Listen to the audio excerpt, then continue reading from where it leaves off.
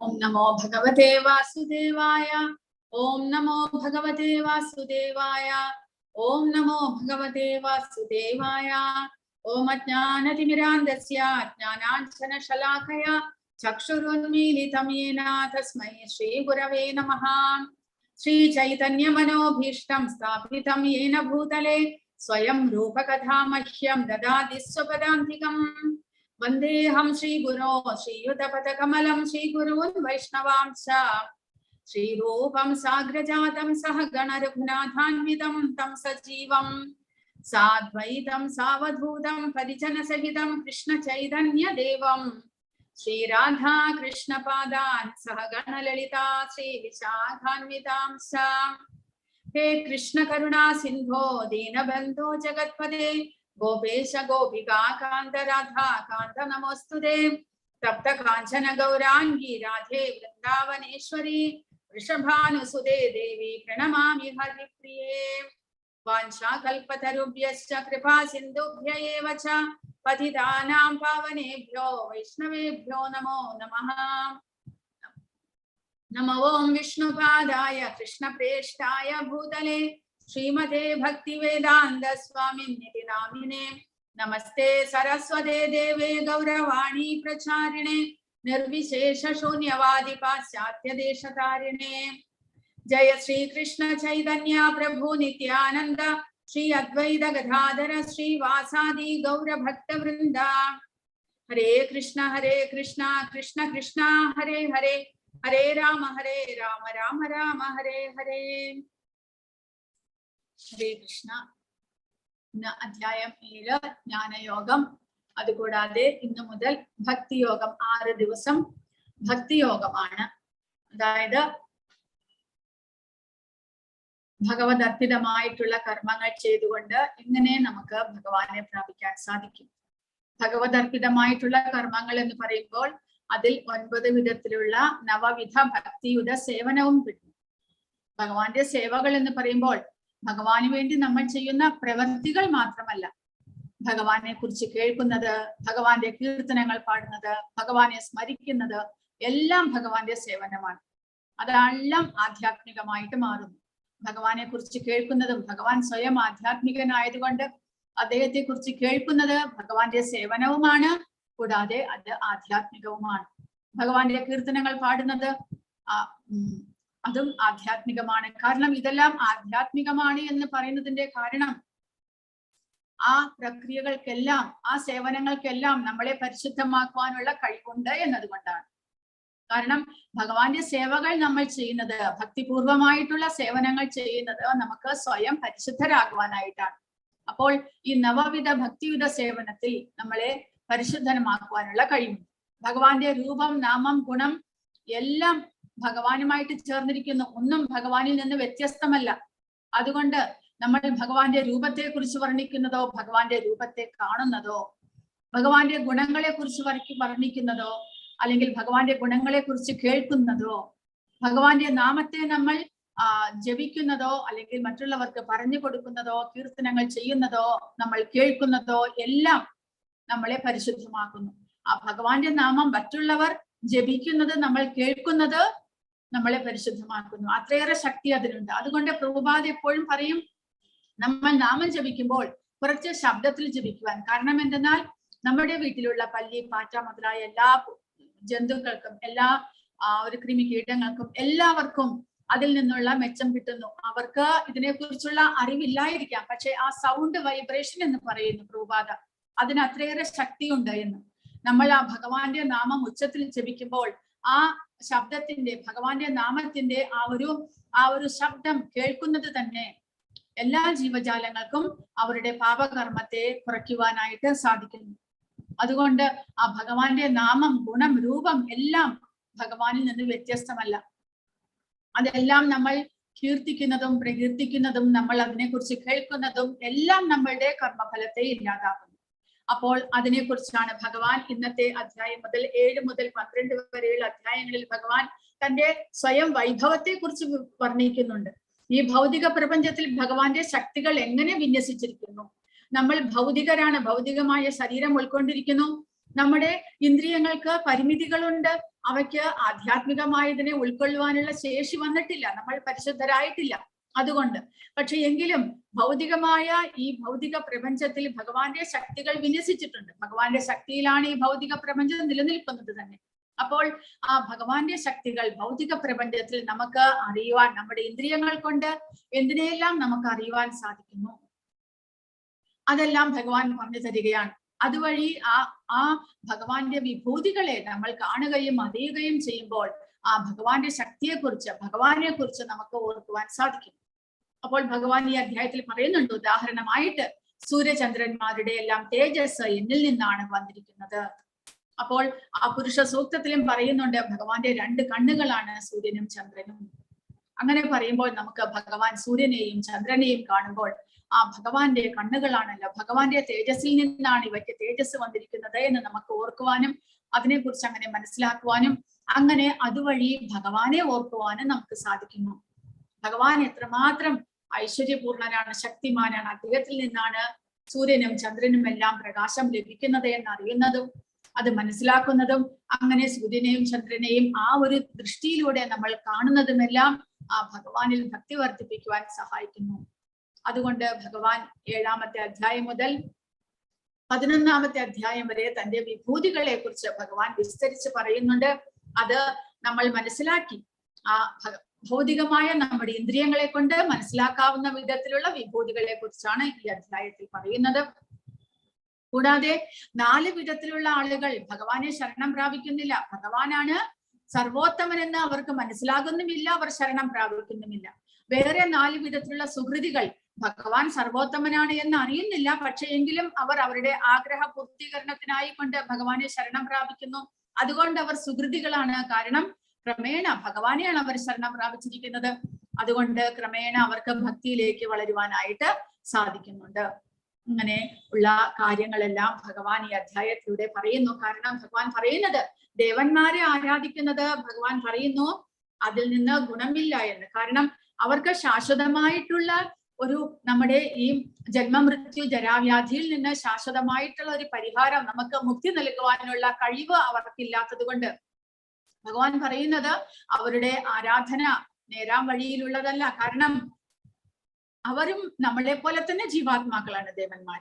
അപ്പോൾ ഭഗവാന്റെ അനുമതിയില്ലാതെ അവർക്ക് നമുക്ക് അനുഗ്രഹം നൽകാനായിട്ട് സാധ്യമല്ല. അപ്പോൾ ഭഗവാൻ ഈ അധ്യായത്തിൽ പറഞ്ഞു തരുന്നത് ആർക്കാണോ നമുക്കിപ്പോൾ എന്തെങ്കിലും കാര്യസാധ്യത്തിന് വേണ്ടിയിട്ട് നമ്മൾ ഏതെങ്കിലും ദേവന്മാരെ നമ്മൾ പ്രാപിക്കുകയാണെങ്കിലും ആ ദേവന്മാരിൽ നമുക്ക് വിശ്വാസം വർദ്ധിപ്പിക്കുന്നതും വിശ്വാസം ഉറപ്പിക്കുന്നതും ആ ദേവന്മാർ മുഖേന നമുക്ക് അനുഗ്രഹം നൽകുന്നതും എല്ലാം ഭഗവാനാണ്.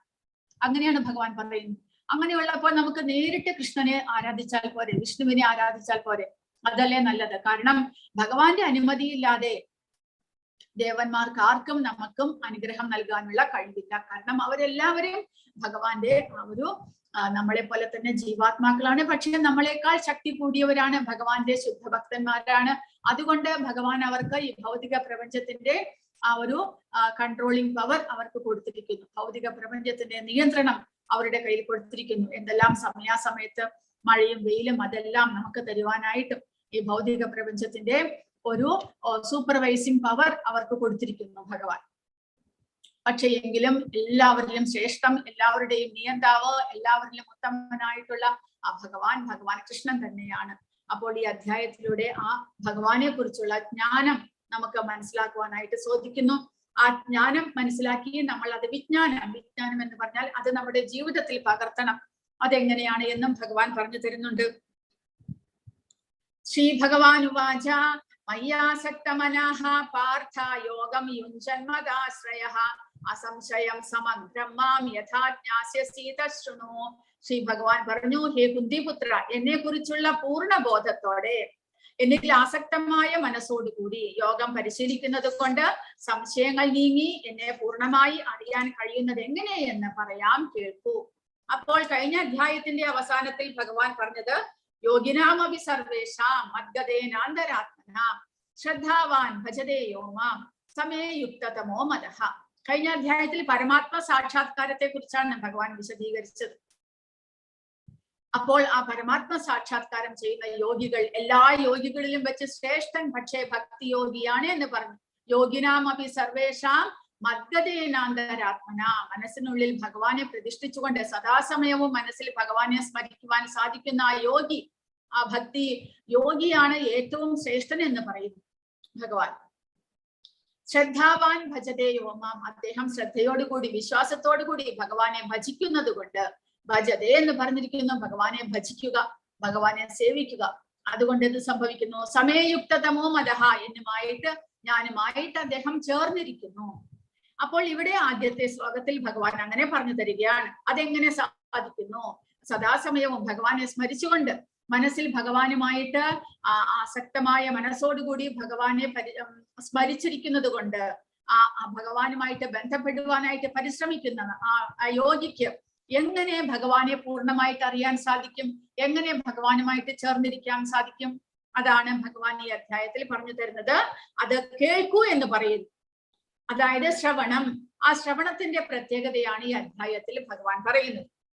അപ്പോൾ നമ്മുടെ പൂർവികരെല്ലാവരും, ഋഷിമാരെല്ലാവരും അവരുടെ ഗുരുവിന്റെ പക്കൽ നിന്ന് കേൾക്കുക മാത്രമേ ഉണ്ടായിരുന്നുള്ളൂ. നമ്മളെപ്പോൾ ഇപ്പോൾ ചെയ്യുന്നത് പോലെ നോട്ട് ബുക്കിലെല്ലാം എഴുതി വെച്ചിട്ട് പിന്നീട് പഠിച്ച് മനസ്സിലാക്കുക, അതൊന്നും മുൻകാലങ്ങളിൽ ഉണ്ടായിട്ടില്ല. ഗുരു പറഞ്ഞു കൊടുക്കുന്നു, അവരത് ഹൃദയസ്ഥമാക്കുന്നു, പിന്നീട് അവർക്കത് എപ്പോൾ ചോദിച്ചാലും അവർക്കത് പ്രയോഗിക്കാൻ സാധിക്കും. കാരണം അത്രയേറെ ബുദ്ധിശക്തിയും ആ ഒരു ഗ്രാസ്പിംഗ് പവറും എല്ലാം അന്നത്തെ കാലത്തുണ്ടായിരുന്നു. കാരണം പരിശുദ്ധരായിരുന്നു അവരെല്ലാവരും. അവരുടെ മനസ്സിലൊന്നിലും ഈ കൽമഷങ്ങൾ ഉണ്ടായിരുന്നില്ല. ഭൗതികമായിട്ടുള്ള ഒന്നിനോടുമുള്ള ആസക്തിയോ കൽമഷങ്ങളോ ഉണ്ടായിരുന്നില്ല. പിന്നീട് വ്യാസദേവൻ നോക്കുമ്പോൾ ദ്വാപരയുഗത്തിന്റെ അവസാനത്തിൽ കലികാലമാണ് വരുന്നത്. കലികാലത്തെ ജനങ്ങൾക്ക് ബുദ്ധിശക്തി വളരെ കുറവായിരിക്കുമെന്ന് അദ്ദേഹം മനസ്സിലാക്കി. മന്ദ സുമന്ദമതയോ മന്ദഭാഗ്യ ഹുഭദ്രതാഹ എന്നാണ് പറഞ്ഞിരിക്കുന്നത് ഭാഗവതത്തിൽ. മന്ദ ഭാഗ്യം കുറഞ്ഞവരാണ്, ബുദ്ധിശക്തി കുറഞ്ഞവരാണ്, കൂടാതെയോ എപ്പോഴും പരിഭ്രമിച്ചുകൊണ്ട് ഈ ഭൗതിക പ്രപഞ്ചത്തിൽ എപ്പോഴും ഒരു സ്ഥിര മനസ്കതയില്ലാത്തവർ, ഏകാഗ്രചിത്തരല്ലാത്തവരാണ് ഈ ഭൗതിക പ്രപഞ്ചത്തിലുള്ളവരെല്ലാവരും കലികാലത്തിൽ. അങ്ങനെയുള്ളവർക്ക് ഇതൊന്നും മനഃപ്പാഠമാക്കാനോ അല്ലെങ്കിൽ കേട്ട് മനസ്സിലാക്കുവാനോ സാധിക്കുകയില്ല എന്ന് പറഞ്ഞിട്ടാണ് വ്യാസദേവൻ ഇതെല്ലാം വേദങ്ങൾ പകുത്തു, 4ആക്കി പകുത്തു. ഒരു വേദമേ ആദ്യം ഉണ്ടായിരുന്നുള്ളൂ, ആ വേദത്തെ 4ആക്കി പകുത്തു. പിന്നെ അതിന് ഒരുപാട് ഉപശാഖകൾ ഉണ്ടാക്കി, ഉപനിഷത്തുകൾ, പുരാണങ്ങൾ മുതലായവയുണ്ടാക്കി. പിന്നീട് മഹാഭാരതം രചിച്ചു. അങ്ങനെ എല്ലാവർക്കും വായിച്ച് മനസ്സിലാക്കുവാൻ തക്കവണ്ണം ഇതെല്ലാം എഴുതി വെച്ചത് വ്യാസദേവനാണ്. പക്ഷെ എങ്കിലും നമ്മൾ ശ്രവണത്തിന് പ്രാധാന്യമുണ്ട് എന്ന് മനസ്സിലാക്കണം. കാരണം ശ്രവണം, നമ്മൾ ഭഗവാനെ കുറിച്ച് കേൾക്കുന്നത് കൊണ്ടാണ് ഭഗവാനിൽ നമുക്ക് ആകർഷണം ഉണ്ടാകുന്നത്. നമുക്ക് സ്വയം വായിച്ചതൊന്നും ആധ്യാത്മികമായിട്ടുള്ള ജ്ഞാനം സ്വയം വായിച്ച് മനസ്സിലാക്കുവാനുള്ള ശക്തി നമ്മൾക്കില്ല. ഭഗവാനെ കുറിച്ച് നല്ല ഭക്തന്മാരിൽ നിന്ന് കേൾക്കണം. ആ കേട്ട് നമുക്ക് ഭഗവാനിൽ ഭക്തി ഉണ്ടാകുന്നു. അതുകൊണ്ട് ആ ശ്രവണത്തിന് വളരെയേറെ പ്രാധാന്യമുണ്ട് എന്ന് പറയുന്നു. കാരണം ചെവി എന്നുള്ളത്, കേൾവി എന്നുള്ളത് അത്രയേറെ പ്രാധാന്യമുള്ളതാണ്. ഇവിടെ ഭാഗവതത്തിലെ ശ്ലോകങ്ങളാണ് കൊടുത്തിരിക്കുന്നത്. ശൃണ്വതാം സ്വകഥാ കൃഷ്ണഃ പുണ്യ ശ്രവണ കീർത്തനഃ ഹൃദ്യന്തസ്തോഹി അഭദ്രാണി വിധുനോതി സുഹൃത് സദാം നഷ്ടപ്രായേഷു ഭദ്രേഷു നിത്യം ഭാഗവത സേവയാ ഭഗവതി ഉത്തമ ശ്ലോകേ ഭക്തിർഭവതി നൈഷ്ഠികി. കൃഷ്ണനെ കുറിച്ച് വൈദിക സാഹിത്യത്തിൽ പറഞ്ഞിട്ടുള്ളത് കേൾക്കുന്നതും ഭഗവത്ഗീതയിലൂടെ നേരിട്ട് ഭഗവാന്റെ വാക്കുകൾ കേൾക്കുന്നതും തന്നെ ഒരു പുണ്യകർമ്മം അത്രേ. എല്ലാവരുടെയും ഹൃദയത്തിൽ കുടികൊള്ളുന്ന ഭഗവാൻ കൃഷ്ണൻ തന്റെ കഥകൾ കേൾക്കുന്നവർക്ക് ഹിതകാരിയായ സുഹൃത്തിനെ പോലെ പ്രവർത്തിക്കുകയും നിരന്തരം കൃഷ്ണകഥാശ്രവണത്തിൽ ഏർപ്പെടുന്ന ആ ഭക്തനെ പവിത്രീകരിക്കുകയും ചെയ്യുന്നു. അങ്ങനെ തന്നിൽ ഉറങ്ങിക്കിടന്നിരുന്ന അതീന്ദ്രിയ ജ്ഞാനം ഭക്തനിൽ തനിയെ വളർന്നു വരും. അപ്പോൾ ഉറങ്ങുന്ന ആളെ നമ്മൾ വിളിച്ചുണർത്തുന്നത് പോലെ ആ ഭഗവാന്റെ കഥകൾ കേൾക്കുകയും ഭഗവാന്റെ നാമസങ്കീർത്തനങ്ങൾ കേൾക്കുകയും എല്ലാം ചെയ്യുന്നത് വഴി ആ ഉറങ്ങിക്കിടക്കുന്ന അജ്ഞാനത്തിലിരിക്കുന്ന ജീവാത്മാവിനെ തന്റെ സ്വരൂപത്തെ കുറിച്ച് ഓർമ്മിപ്പിക്കുവാനായിട്ട് നമുക്ക് സാധിക്കുന്നതാണ്. അത്രയേറെ കഴിവുണ്ട് ഈ ശ്രവണം എന്നുള്ളതിന്. അതുകൊണ്ട് സദാസമയവും ഭഗവാനെ കുറിച്ച് ഒരു നിമിഷവും പോലും വിടാതെ ഭഗവാന്റെ നാമസങ്കീർത്തനങ്ങൾ ചെയ്യണമെന്ന് പറഞ്ഞതുപോലെ ഭഗവാനെ കുറിച്ച് നമ്മൾ നിരന്തരം കേട്ടുകൊണ്ടും ഇരിക്കേണ്ടതാണ്.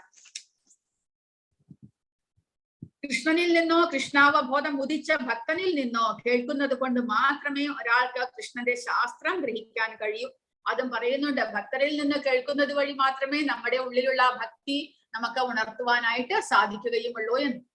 അതായത് ഭഗവാന്റെ പരമ്പരയിലൂടെ വരുന്ന ഭക്തരിൽ നിന്ന് നമ്മൾ കേൾക്കണം. ഇപ്പോൾ നമ്മൾ പ്രഭുപാദർ എഴുതിയിരിക്കുന്ന ആ ഒരു വ്യാഖ്യാനമാണ് നമ്മൾ പഠിക്കുന്നത്. അതുപോലെ തന്നെ ആ ഭഗവാന്റെ ശുദ്ധഭക്തന്മാരിൽ നിന്ന് നമ്മൾ കേൾക്കേണ്ടതാണ്. ജ്ഞാനം തേഹം സവിജ്ഞാനം ഇദം വക്ഷ്യാമ്യ ശേഷതഃ യജ്ഞാത്വാനേഹ ഭൂയോ ജ്ഞാതവ്യം അവശിഷ്യതേ. വൈഷയിക ജ്ഞാനത്തെയും, വൈഷയിക ജ്ഞാനം എന്ന് പറഞ്ഞാൽ ഈ ഭൗതിക പ്രകൃതിയെ കുറിച്ചുള്ള അറിവ്, അതീന്ദ്രിയ ജ്ഞാനത്തെയും ഭഗവാനെ കുറിച്ചുള്ള അറിവ് ഞാൻ ഇനി പൂർണ്ണമായി വിശദീകരിച്ചു തരാം. അതറിഞ്ഞാൽ പിന്നെ നിനക്ക് വേറെ ഒന്നും അറിയേണ്ടതായിട്ടില്ല. അപ്പോൾ ഭൗതിക പ്രപഞ്ചം, അതിന്റെ ഉൽപ്പത്തി, അതിന്റെ നിയന്താവാരാണ്, ഇതിനെല്ലാം കുറിച്ച് ഭഗവാൻ ഇനി പറയുന്നു. ഭൗതിക പ്രപഞ്ചത്തിന്റെ ആ ഒരു പ്രവർത്തനങ്ങൾ എന്തൊക്കെയാണ്, കൂടാതെ ഭഗവാനും ആ ഭഗവാനെ കുറിച്ചും ഭഗവാൻ ഈ അധ്യായത്തിൽ പറഞ്ഞു തരികയാണ്. സർവകാരണങ്ങൾക്കും കാരണം എന്ത് എന്നറിഞ്ഞാൽ അറിയേണ്ടതെല്ലാം അറിഞ്ഞു കഴിഞ്ഞു, പിന്നെ അറിയാനൊന്നും ബാക്കിയില്ല എന്ന് വേദങ്ങളിൽ മുണ്ടകോപനിഷത്തിൽ പറയുന്നു. കസ്മിൻ ഭഗവോ വിജ്ഞാതേ സർവമിതം വിജ്ഞാതം ഭവതി. ഭഗവാനെ കുറിച്ച് നമ്മൾ അറിഞ്ഞു കഴിഞ്ഞാൽ പിന്നീട് അറിയേണ്ടതായിട്ട് ഒന്നും തന്നെയില്ല. എല്ലാത്തിന്റെയും ഉറവിടവും ആധാരവും നിയന്താവും എല്ലാം ഭഗവാനാണ്. അപ്പോൾ അദ്ദേഹത്തെ കുറിച്ച്, അദ്ദേഹത്തിന്റെ ലീലകളെ കുറിച്ചെല്ലാം നമ്മൾ അറിഞ്ഞു കഴിയുമ്പോൾ പിന്നീട് ഈ ഭൗതിക പ്രപഞ്ചത്തിൽ നമുക്ക് അറിയാനായിട്ടൊന്നുമില്ല. എങ്കിലും ഭഗവാൻ പറയുകയാണ്, അങ്ങനെ അറിയാൻ ആഗ്രഹിക്കുന്നവർ വളരെ വളരെ കുറച്ചു പേരേ ഉള്ളൂ എന്ന് ഭഗവാൻ പറയുന്നു. ഈ ആധ്യാത്മിക ജ്ഞാനം സ്വീകരിക്കാനും അത് സ്വായത്തമാക്കാനും അത് നമ്മുടെ ജീവിതത്തിൽ പകർത്തുവാനും ആഗ്രഹിക്കുന്നവർ വളരെ വളരെ കുറവാണ് എന്ന്. മനുഷ്യാനാം സഹസ്രേഷു കശ്ചിത് യദതി സിദ്ധയേ യതതാമപി സിദ്ധാനാം കശ്ചിന്മാം വേത്തി തത്വതഃ. ആയിരക്കണക്കിന് ആളുകളിൽ ചിലപ്പോൾ ഒരാൾ പൂർണ്ണത നേടാൻ ഉദ്യമിച്ചേക്കാം. അങ്ങനെ പൂർണ്ണത നേടിയവരിലും ഒന്നിലേറെ പേർ എന്നെ തികച്ചും അറിയുന്നതുമില്ല. അപ്പോൾ ആ ഭഗവാനെ കുറിച്ച് മനസ്സിലാക്കാൻ ശ്രമിക്കുന്നവർ, ആധ്യാത്മികമായ ജ്ഞാനം നേടാൻ ശ്രമിക്കുന്നവർ ആയിരക്കണക്കിന് ആളുകൾ ഉണ്ടെങ്കിൽ അതിൽ ഒരാൾ മാത്രമേ പരിശ്രമിക്കാനായിട്ട് ശ്രമിക്കുന്നുള്ളൂ. ഭഗവാനെ കുറിച്ച് അറിയണമെന്ന് ആഗ്രഹിക്കുന്നത് തന്നെ അത്രമാത്രം അതിൽ ഒരാൾ മാത്രമേ ഉള്ളൂ. അങ്ങനെയുള്ള ആയിരക്കണക്കിന് ആളുകളിൽ ഒരാൾക്ക് മാത്രമേ പൂർണ്ണത നേടുവാനും സാധിക്കുകയുള്ളൂ എന്ന് ഭഗവാൻ പറയുന്നു. കാരണം ആരും അത്രയേറെ വിശ്വാസത്തോടുകൂടി ഭഗവാനിൽ ആ ഒരു ഭക്തിയോടുകൂടി പരിശ്രമിക്കുന്നില്ല. പരിശുദ്ധനാകുക എന്ന് പറയുന്നത് അത്രയേറെ എളുപ്പമല്ല. നമ്മുടെ അനാദികാലം മുതൽക്കുള്ള നമ്മുടെ കർമ്മഫലത്തെ ഇല്ലാതാക്കണം, ഭൗതികതയോടുള്ള നമ്മുടെ ആകർഷണം ഇല്ലാതാക്കണം, നമ്മിൽ പൂർണ്ണമായിട്ടുള്ള വൈരാഗ്യം വളർന്നു വരണം, ഭൗതികതയോട് ഭഗവാനിൽ പൂർണ്ണമായിട്ടുള്ള ആസക്തി വളർന്നു വരണം. ഇതെല്ലാം പ്രയത്നം ആവശ്യപ്പെടുന്നതാണ്. നമ്മൾ കഠിനമായിട്ടുള്ള പ്രയത്നം ചെയ്യണം. നമ്മൾ ഒരേ ഒരു ലക്ഷ്യത്തോടു കൂടി നമ്മൾ പ്രയത്നിക്കണം. അങ്ങനെ ശ്രമിക്കുന്നവർ വളരെ വളരെ കുറവാണ് എന്ന് പറയുന്നു. കാരണം എന്താണ്? പ്രഭുപാദ പറയുന്നു, പൊതുവെ മനുഷ്യ സമൂഹം ഭക്ഷണം, നിദ്ര, സ്വയം രക്ഷ, കാമപൂർത്തി തുടങ്ങിയ ജന്തു സഹജങ്ങളായ പ്രവർത്തികളിൽ ഏർപ്പെട്ട് തന്നെ ജീവിതം കഴിച്ചുകൂട്ടുന്നു. അതീന്ദ്രിയ ജ്ഞാനത്തിൽ കൗതുകമുള്ളവർ എത്രയോ ദുർലഭമാണ്. അപ്പോൾ അതുകൊണ്ടാണ് ഇങ്ങനെ സംഭവിക്കുന്നത്. അതായത് എല്ലാവർക്കും ഭൗതികമായ വസ്തുക്കളിലാണ് ആകർഷണം. ആഹാര, നിദ്ര, ഭയമൈഥുനം ച, അതിലാണ് എല്ലാവർക്കും ആഗ്രഹം, എല്ലാവർക്കും അതിലാണ് ആകർഷണമുള്ളത്. ഭൗതികമായിട്ടുള്ള പുതിയ പുതിയ വസ്തുക്കളെ, ആഹാരങ്ങളെ ഉണ്ടാക്കി കഴിക്കാനായിട്ടൊരാഗ്രഹം, നിദ്ര, ഉറക്കത്തിന് വേണ്ടിയിട്ടുള്ള ആഗ്രഹം, പിന്നെയോ സ്വയം രക്ഷ, എങ്ങനെയെങ്കിലും വലിയ വലിയ ബംഗ്ലാവുകളും കാറുകളും എല്ലാം നമുക്ക് സ്വന്തമാക്കിയിട്ട് അതിൽ നമ്മൾ സ്വയരക്ഷയോട് കൂടി ജീവിക്കാനുള്ള ആഗ്രഹം. അങ്ങനെ ഭൗതികമായ വസ്തുക്കളിൽ ആഗ്രഹമുള്ളപ്പോൾ ആ ഭഗവാന്റെ സേവനത്തിന് വേണ്ടിയിട്ട്, ഭഗവാനെ അറിയാനായിട്ടുള്ള ആഗ്രഹം പിന്നീട് ഉണ്ടാകുന്നു. മനുഷ്യജന്മം എത്രമേത്രം ദുർലഭമാണ് എന്ന് ആരും മനസ്സിലാക്കുന്നില്ല. ഈ അതീന്ദ്രിയമായ ജ്ഞാനം സമ്പാദിക്കാൻ ആരും അതിനു വേണ്ടിയിട്ട് യത്നിക്കുന്നില്ല. കാരണം നമ്മൾ ഇതെല്ലാം ഉപദേശങ്ങൾ കൊടുക്കുമ്പോൾ ഈ ജന്മം എങ്ങനെയാണെങ്കിലും സന്തോഷമായിട്ട് സുഖമായിട്ട് കഴിയാൻ നോക്കുക എന്നല്ലാതെ ഇതിനു വേണ്ടി കഷ്ടപ്പെടുന്നത് എങ്ങനെ, അടുത്ത ജന്മം വരുമ്പോൾ അപ്പോൾ നോക്കാം എന്നാണ് എല്ലാവരുടെയും ചിന്ത. അല്ലാതെ അടുത്ത ജന്മം എന്നുള്ളത് നമ്മുടെ ഈ ജന്മത്തിലെ പ്രവൃത്തിയെ ആധാരമാക്കിയിരിക്കുന്നു എന്ന് ആരും ചിന്തിക്കുന്നില്ല. അതിൽ ആർക്കും താല്പര്യവുമില്ല. അപ്പോൾ കലികാലം വളർന്നു വരുന്തോറും അത്രമാത്രമേ ഉണ്ടാകുകയുള്ളൂ. എങ്കിലും ഭഗവാൻ പറയുന്നു, ഇത് നമ്മൾ പരിശീലിക്കേണ്ടതാണ്. മനുഷ്യജന്മം ദുർലഭമായിട്ട് ലഭിക്കുന്നതാണ്. അതുകൊണ്ട് നമ്മൾ അതിനു വേണ്ടിയിട്ട് യത്നിക്കണം, പൂർണ്ണത നേടുവാൻ യത്നിക്കണം എന്ന് ഭഗവാൻ പറയുന്നു.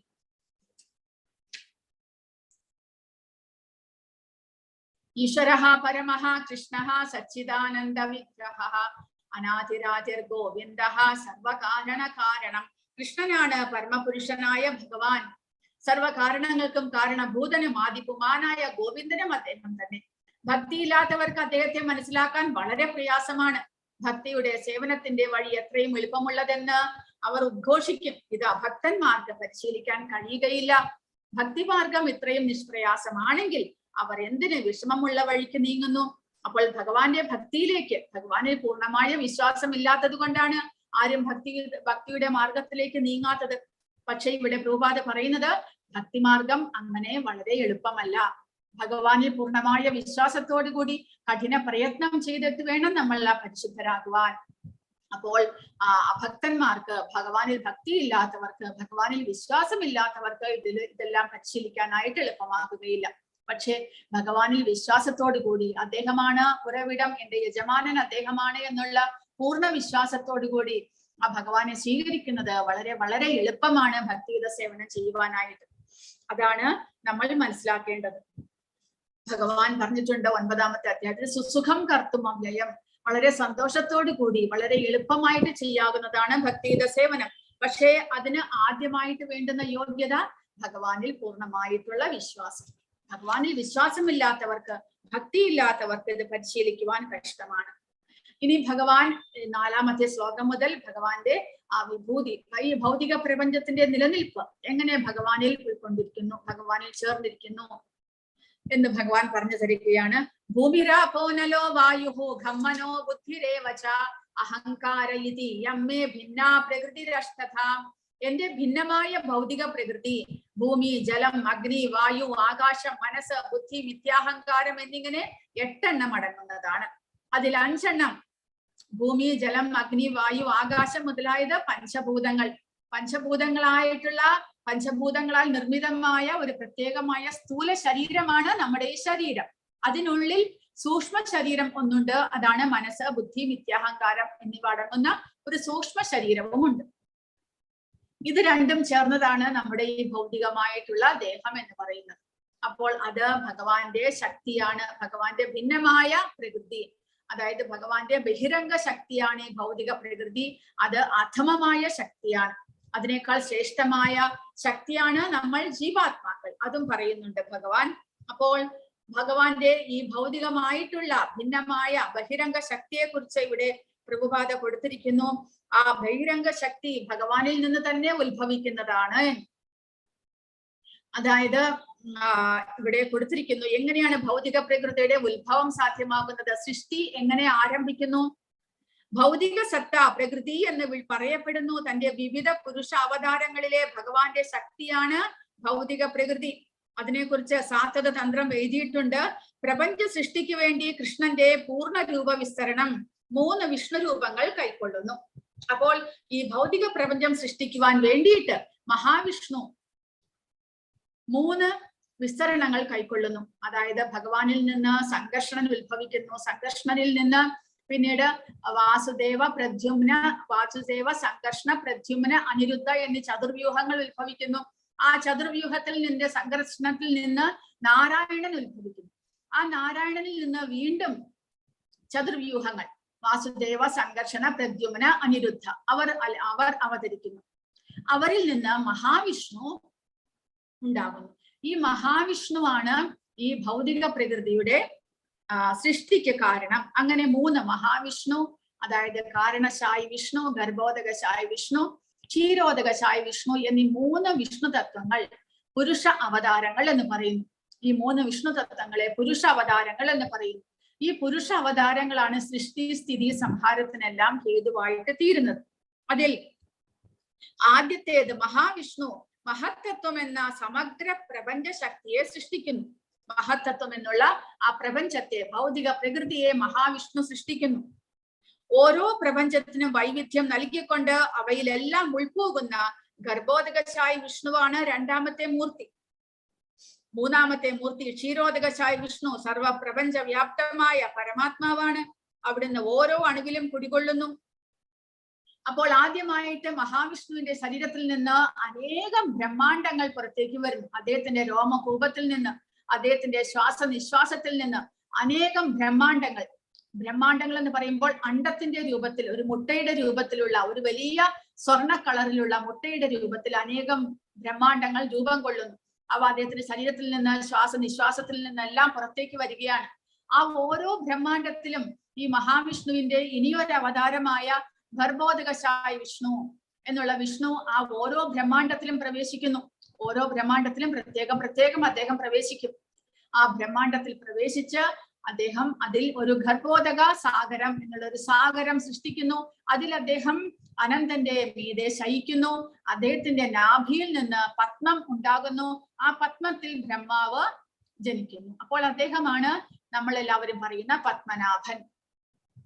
അങ്ങനെ ഓരോ ബ്രഹ്മാണ്ടത്തിലും, ഓരോ പ്രപഞ്ചത്തിലും, ഓരോ യൂണിവേഴ്സ് എന്നാണ് അതിനെ പറയുന്നത്, ഓരോ യൂണിവേഴ്സിലും ഓരോ ഗർഭോദകശായ വിഷ്ണുവുണ്ട്. ആ ഓരോ ഗർഭോദകശായ വിഷ്ണുവിന്റെയും നാഭിയിൽ നിന്ന് ഓരോ ബ്രഹ്മാവ് പുറത്തേക്ക് വരുന്നു. അപ്പോൾ ആ ഓരോ ബ്രഹ്മാണ്ടത്തിന്റെയും വലിപ്പം അനുസരിച്ച് ബ്രഹ്മാവിന്റെ മുഖങ്ങളും അനേകം ഉണ്ടാകും. കാരണം ഇത്രയും സൃഷ്ടി നടത്തേണ്ടത് ബ്രഹ്മാവാണ്. അപ്പോൾ അങ്ങനെ ഓരോ ഗർഭോദകശായ വിഷ്ണുവിന്റെ നാഭിയിൽ നിന്നും ഒരു പത്മം ഉണ്ടാകുന്നു. ആ പത്മത്തിൽ ബ്രഹ്മാവ് ജനിക്കുന്നു. പിന്നീടുള്ള സൃഷ്ടിയെല്ലാം ബ്രഹ്മാവ് സൃഷ്ടി നടത്തുന്നു. അങ്ങനെയുള്ള ഗർഭോദകശായ വിഷ്ണുവിന്റെ ശരീരത്തിൽ നിന്ന് നമ്മൾ ജീവാത്മാക്കൾ സൃഷ്ടിയുടെ ആരംഭത്തിൽ ഭഗവാൻ സൃഷ്ടി ആരംഭിക്കുവാൻ ഇച്ഛിക്കുമ്പോൾ അദ്ദേഹത്തിന്റെ ശരീരത്തിൽ നിന്ന് ജീവാത്മാക്കൾ പ്രത്യക്ഷമാകുന്നു. കാരണം അതിനാണ് അവ്യക്ത രൂപത്തിൽ നമ്മൾ ഭഗവാന്റെ സംഹാരത്തിന്റെ സമയത്ത് നമ്മൾ അവ്യക്ത രൂപത്തിൽ ഭഗവാന്റെ ശരീരത്തിൽ പോയി ലയിക്കുകയാണ്. പിന്നീട് സൃഷ്ടി ആരംഭിക്കുമ്പോൾ അടുത്ത അധ്യായത്തിൽ അത് വിസ്തരിച്ച് പറയുന്നുണ്ട്. ഓരോ കൽപ്പം ബ്രഹ്മാവിന്റെ പകൽ ആരംഭിക്കുമ്പോൾ സൃഷ്ടി ആരംഭിക്കുന്നു. ആ സമയത്ത് നമ്മൾ ജീവജാലങ്ങളെല്ലാം ഭഗവാന്റെ ശരീരത്തിൽ നിന്ന് പുറത്തേക്ക് വരുന്നു. അങ്ങനെ അവയ്ക്ക് നമ്മുടെ കർമ്മഫലം അനുസരിച്ച് പ്രത്യേകമായ ശരീരം ലഭിക്കുന്നു. അങ്ങനെ ഭൗതിക പ്രപഞ്ചത്തിൽ പ്രവർത്തനങ്ങൾ ആരംഭിക്കുകയായി. കൂടാതെ ഇവിടെ പരമാത്മാവായിട്ട് ഈ ഇനിയും ഒരു വിഷ്ണു, അതായത് ക്ഷീരസാഗരത്തിൽ ശയിക്കുന്ന ആ വിഷ്ണുവാണ് പരമാത്മാവായിട്ട് പിന്നെ ഓരോ ജീവജാലത്തിന്റെയും ശരീരത്തിൽ പ്രവേശിക്കുന്നത്. അങ്ങനെ ഈ പുരുഷാവതാരങ്ങളായിട്ടുള്ള ഭഗവാൻ കൃഷ്ണന്റെ പുരുഷാവതാരങ്ങളായിട്ടുള്ള 3 വിഷ്ണുമൂർത്തികളിൽ നിന്നാണ് ഈ ഭൗതിക പ്രപഞ്ചത്തിന്റെ സൃഷ്ടി, സ്ഥിതി, സംഹാരം എല്ലാം നടക്കുന്നത്. ക്ലാസിന്റെ അവസാനം ഇതിനെക്കുറിച്ചുള്ള ഒരു ഗോലോക ചാർട്ട് ഉണ്ട്. അത് ഞാൻ കാണിച്ചു തരാം. അപ്പോൾ നിങ്ങൾക്ക് വ്യക്തമായിട്ട് മനസ്സിലാക്കുന്നു. അപ്പോൾ അങ്ങനെ പഞ്ചമഹാഭൂതങ്ങൾ എന്ന് പറയുന്ന ഭൂമി, ജലം, അഗ്നി, വായു, ആകാശം ഇവ ഭഗവാന്റെ ശക്തിയാണ്. അതുകൂടാതെ ഈ മനസ്സ്, ബുദ്ധി, അഹങ്കാരം ഇവയെല്ലാം ചേരുന്നതാണ് നമ്മുടെ ഈ ഭൗതിക പ്രപഞ്ചത്തിന്റെ ഘടന എന്ന് ഭഗവാൻ പറയുന്നു. പക്ഷെ ഇതിലും ശ്രേഷ്ഠമാണ് നമ്മൾ ജീവാത്മാക്കൾ. അപരേയം ഇതസ്ത്വന്യാം പ്രകൃതിം വിദ്ധി മേ പരാം ജീവഭൂതാ മഹാബാഹോ യേദം ധാര്യതേ ജഗത്. ഇവയ്ക്ക് പുറമെ അർജുന, എനിക്ക് മറ്റൊരു ഉത്കൃഷ്ട ശക്തി കൂടിയുണ്ട്. ഈ താഴ്ന്ന തരം ഭൗതിക പ്രകൃതിയുടെ വിഭവങ്ങളെ ചൂഷണം ചെയ്യുന്ന ജീവഗണങ്ങളാണിത്. അപ്പോൾ ഈ ഭൗതിക പ്രകൃതിയിൽ നിന്നും ശ്രേഷ്ഠരാണ് നമ്മൾ ജീവാത്മാക്കൾ. ഭഗവാൻ പറയുന്നു, നമ്മൾ വിദ്യമേ പരാം, നമ്മൾ പരാപ്രകൃതിയാണ്, ഭഗവാന്റെ പരാപ്രകൃതി. പക്ഷേ ഭൗതിക പ്രകൃതി എന്നുള്ളത് അപരാപ്രകൃതി, അധമ പ്രകൃതിയാണ്. പക്ഷെ നമ്മൾ ഭഗവാന്റെ പരാപ്രകൃതി, ഉത്തമമായ ശ്രേഷ്ഠമായ ഭഗവാന്റെ ശക്തിയാണ്. എങ്കിലും നമ്മൾ എങ്ങനെ പ്രകൃതിക്ക് വിധേയമായിട്ട് നമ്മൾ ഇവിടെ പ്രവർത്തിക്കേണ്ടതായിട്ട് വരുന്നുണ്ട്. അതാണ് നമ്മൾ ഭൗതിക പ്രകൃതിയിൽ ഭൗതികമായ ഒരു ശരീരം ഉൾക്കൊള്ളുമ്പോൾ നമുക്ക് ആ ഭൗതിക പ്രകൃതിയുടെ നിയന്ത്രണത്തിൽ ജീവിക്കേണ്ടതായിട്ട് വരുന്നു. വാസ്തവത്തിൽ നമ്മൾ ഭഗവാന്റെ ഉത്കൃഷ്ട ശക്തിയാണ്. അതാണ് നമ്മൾ മനസ്സിലാക്കേണ്ടത്. പക്ഷെ എങ്കിലും ഈ ഭൗതിക പ്രപഞ്ചത്തിൽ ഭൗതികമായ ഒരു ശരീരം സ്വീകരിക്കുന്നതോടുകൂടി നമ്മളെ തന്നെ സ്വയം മറന്നു പോകുന്നതോടുകൂടി നമുക്ക് ഇവിടെ ഈ പ്രകൃതിയുടെ നിയന്ത്രണത്തിന് വിധേയമായിട്ട് നമുക്ക് പ്രവർത്തിക്കേണ്ടതായിട്ട് വരുന്നു. ഏതദ്യോനീനി ഭൂതാനി സർവാണി ഇത്യുപധാരയ അഹം കൃഷ്ണസ്യ ജഗതഃ പ്രഭവഃ പ്രളയസ്തദാ. സൃഷ്ടിയിലെ എല്ലാറ്റിന്റെയും ഉറവിടം ഈ 2 ശക്തികളാണ്. ആധ്യാത്മികവും ഭൗതികവുമായി ഇവിടെയുള്ള എല്ലാറ്റിന്റെയും ഉത്ഭവവും വിനാശവും ഞാൻ തന്നെ എന്ന് നിശ്ചയമായും അറിയുക. അപ്പോൾ ഈ ഭൗതിക പ്രപഞ്ചത്തിൽ എന്തെല്ലാം കാര്യകാരണങ്ങൾ നടക്കുന്നുവോ അതെല്ലാം ഈ ഭഗവാന്റെ അധമ പ്രകൃതിയായ ഭൗതിക പ്രകൃതിയുടെയും ശ്രേഷ്ഠ പ്രകൃതിയായ നമ്മൾ ജീവാത്മാവിന്റെയും സങ്കലനത്തോടുകൂടി സംയോഗത്തോടുകൂടി നമ്മൾ പരസ്പരം അങ്ങനെ പ്രവർത്തിക്കുന്നത് കൊണ്ട് ഉണ്ടാകുന്നതാണ്. ഭൗതികമായ ഒരു ശരീരം സ്വീകരിച്ച് നമ്മൾ പ്രകൃതിയുമായിട്ട് ചേർന്ന് പ്രവർത്തിക്കുന്നത് കൊണ്ടാണ് ഇവിടെ സൃഷ്ടി നടക്കുന്നത്. പക്ഷേ ഭഗവാൻ പറയുന്നു സൃഷ്ടി, സ്ഥിതി, സംഹാരം ഇവ മൂന്നും ഭഗവാനിൽ നിന്നാണ് നടക്കുന്നത്. ഭഗവാനാണ് ഇതിന്റെ എല്ലാം ആധാരം എന്ന് നമ്മൾ അറിയണം എന്നാണ് ഭഗവാൻ പറയുന്നത്. ഈ കാണുന്നതെല്ലാം ചേതനയുടെയും പദാർത്ഥത്തിന്റെയും ഉൽപ്പന്നങ്ങളാണ്. ചേതനയാണ് സൃഷ്ടിയുടെ അടിസ്ഥാന മണ്ഡലം. പദാർത്ഥം ചേതനയുടെ സൃഷ്ടി. ചേതന എന്ന് പറയുന്നത് നമ്മൾ ജീവാത്മാക്കൾ, പദാർത്ഥം എന്നത് ഭൗതിക പ്രകൃതി. നമ്മൾ ഈ ചേതനയുള്ള ജീവാത്മാക്കൾ ഭൗതിക പ്രകൃതിയിൽ പ്രവേശിക്കുമ്പോൾ മാത്രമേ ഭൗതിക പ്രകൃതി പ്രവർത്തന നിരതമാകുന്നുള്ളൂ. ചേതന അതായത് നമ്മൾ ഈ ജഡ ശരീരത്തിൽ നമ്മൾ ജീവാത്മാക്കൾ പ്രവേശിക്കുമ്പോൾ മാത്രമേ ശരീരത്തിന് ചേതന വരുന്നുള്ളൂ. അതുകൊണ്ട് നമ്മൾ ശ്രേഷ്ഠ പ്രകൃതിയാണ് എന്ന് മനസ്സിലാക്കണം. പക്ഷേ സൃഷ്ടി, സ്ഥിതി, സംഹാരത്തിന് എല്ലാത്തിനും കാരണം ഭഗവാനാണ്. നമ്മൾ ജീവാത്മാക്കളോ പ്രകൃതിയോ ഒന്നുമല്ല. അതുകൊണ്ടാണ് ഭഗവാൻ സർവകാരണ കാരണം എന്ന് പറയുന്നത്. മത്തഃ പരതരം നാന്യത് കിഞ്ചിദസ്തി ധനഞ്ജയ മയി സർവമിദം പ്രോതം സൂത്രേ മണികണായിവ. അതായത് ഭഗവാൻ പറയുന്നു എല്ലാം ഭഗവാനിൽ കോർത്തിണക്കിയിരിക്കുന്നു, ഭഗവാനുമായിട്ട് ചേർന്നിരിക്കുന്നു. ഭഗവാനെ വിട്ടുകഴിഞ്ഞാൽ ഇവിടെ ഒന്നിനും നിലനിൽപ്പില്ല. ഭഗവാനാണ് എല്ലാത്തിനും ആധാരമായിട്ടുള്ളത്. മത്ത പരതരം നാന്യത് കിഞ്ചിദസ്തി ധനഞ്ജയ. എന്നേക്കാൾ ശ്രേഷ്ഠമായ ഒരു സത്യമില്ല. മുത്തുകൾ നൂലിന്മേൽ എന്ന പോലെ സർവവും എന്നിൽ ഇണക്കി കോർക്കപ്പെട്ടിരിക്കുന്നു. എങ്ങനെയാണോ മുത്തുകൾ ഒരു നൂലിന്മേൽ ഇണക്കി കോർക്കപ്പെട്ടിരിക്കുന്നത്, അപ്പോൾ മാത്രമേ അതൊരു നമുക്ക് ഉപയോഗയോഗ്യമായിട്ടുള്ള ഒരു മാലയായിട്ട് മാറുന്നുള്ളൂ. പക്ഷെ നൂലില്ല എന്നുണ്ടെങ്കിലോ മുത്തുകളെല്ലാം ചിന്നിച്ചിതറി പോകുന്നു. അതുപോലെ ഭഗവാനുമായിട്ട് ചേർന്നിരിക്കുമ്പോൾ മാത്രമേ ഇവിടെ എല്ലാത്തിനും ഒരു നിലനിൽപ്പുള്ളൂ. ഭഗവാന്റെ ശക്തിയിലാണ് ഈ ഭൗതിക പ്രപഞ്ചവും നമ്മൾ ജീവാത്മാക്കളും എല്ലാവരും ചേർന്നിരിക്കുന്നത്. അതുകൊണ്ടാണ് ഭഗവാൻ ഈ ഭൗതിക പ്രപഞ്ചം ഇതേപോലെ നിലനിൽക്കുന്നത്. ആ ഭഗവാന്റെ ശക്തി ഇല്ലെങ്കിൽ ഇവിടെ ഒന്നിനും തന്നെ നിലനിൽപ്പില്ല എന്നാണ് ഇവിടെ ഭഗവാൻ പറയുന്നത്. പരമസത്യം ഭഗവാൻ ശ്രീകൃഷ്ണനാണ് എന്നാണ് ഭഗവത്ഗീത സിദ്ധാന്തിക്കുന്നത്. ഈശ്വരഃ പരമഃ കൃഷ്ണ സച്ചിദാനന്ദ വിഗ്രഹഃ. അതായത് ആദിദേവനും ആനന്ദ സാഗരവും സച്ചിദാനന്ദ മൂർത്തിയുമായ കൃഷ്ണ ഭഗവാനാണ് എല്ലാത്തിനും ആധാരം. സർവോത്കൃഷ്ടമായ പരമസത്യം അതാണ് ഭഗവാനും ഇവിടെ തന്നെ പറയുന്നത്.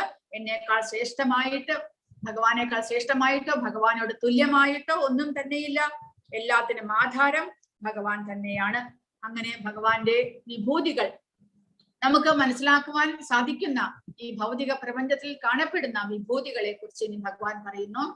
രസോഹമപ്സു കൗന്ദേയ പ്രഭാസ്മി ശശി സൂര്യയോഹോ പ്രണവഃ സർവവേദേഷു ശബ്ദഖേ പൗരുഷം നൃഷു. ജലത്തിലെ രസവും സൂര്യചന്ദ്രന്മാരിലെ പ്രകാശവും വേദമന്ത്രങ്ങളിലെ പ്രണവവും ആകാശത്തിലെ ശബ്ദവും പുരുഷന്റെ പൗരുഷവും ഞാനാകുന്നു. അപ്പോൾ ജലത്തിലെ രസം എന്നുള്ളത് എന്തിനെയാണ് ഉപമിക്കുന്നത്? കാരണം ജലം ശുദ്ധമായിട്ടുള്ള ജലമാണെങ്കിൽ നമുക്ക് കുടിക്കുവാനായിട്ട് സാധിക്കുകയുള്ളൂ. സമുദ്രത്തിലെ ജലം നമുക്ക് കുടിക്കുവാൻ സാധ്യമല്ല. അങ്ങനെയുള്ള ശുദ്ധമായ ജലം നമ്മുടെ ദാഹത്തെ അകറ്റുന്നു. അങ്ങനെയുള്ള ശുദ്ധമായ ജലം നമ്മൾ കുടിക്കുമ്പോൾ അതിലൂടെ നമുക്ക് ലഭിക്കുന്ന ആ ഒരു ടേസ്റ്റ്, ആ ഒരു രസം ഭഗവാനാണ്, ഭഗവാനെ പ്രതിനിധീകരിക്കുന്നു എന്നാണ് ഭഗവാൻ പറയുന്നത്. കാരണം ആ ശുദ്ധജലത്തിന് നമ്മുടെ ദാഹത്തെ തീർക്കുവാനുള്ള ശക്തിയുണ്ട്. അങ്ങനെയുള്ള ആ ജലത്തിന്റെ രസം ഭഗവാനായിട്ട് നമുക്ക് അറിയുവാനായിട്ട് സാധിക്കുന്നു. അപ്പോൾ ജലം കുടിക്കുമ്പോൾ ആ ഭഗവാന്റെ ശക്തിയാലാണ് അതിങ്ങനെ പ്രവർത്തിക്കുന്നത് എന്ന് നമുക്ക് ദാഹം തീർക്കുവാൻ സാധിക്കുന്നത് എന്ന് നമുക്ക് മനസ്സിലാക്കണം. സൂര്യചന്ദ്രന്മാരിലെ പ്രകാശം ഭഗവാനാണ്. വേദമന്ത്രങ്ങളിലെ പ്രണവവും ഭഗവാനെ പ്രതിനിധീകരിക്കുന്നു. പ്രണവം എന്നുള്ളത് ആധ്യാത്മികമായ ഒരു മന്ത്രധ്വനിയാണ്. അത് ഭഗവാനെ പ്രതിനിധീകരിക്കുന്നു എന്ന്. കൂടാതെ ആകാശത്തിലെ ശബ്ദവും പുരുഷന്റെ പൗരുഷവും ഭഗവാനാകുന്നു. പുണ്യോഗന്ധഃ പൃഥിവ്യാം ച തേജശ്ചാസ്മി വിഭാവസൗ ജീവനം സർവഭൂതേഷു തപശ്ചാസ്മി തപസ്വിഷു. ഭൂമിയിൽ പുണ്യഗന്ധമായും തീയിലെ ചൂടായും ജീവജാലങ്ങളിലെല്ലാം ജീവനായും തപസ്വികളിൽ തപസ്സായും കുടികൊള്ളുന്നത് ഞാൻ തന്നെ.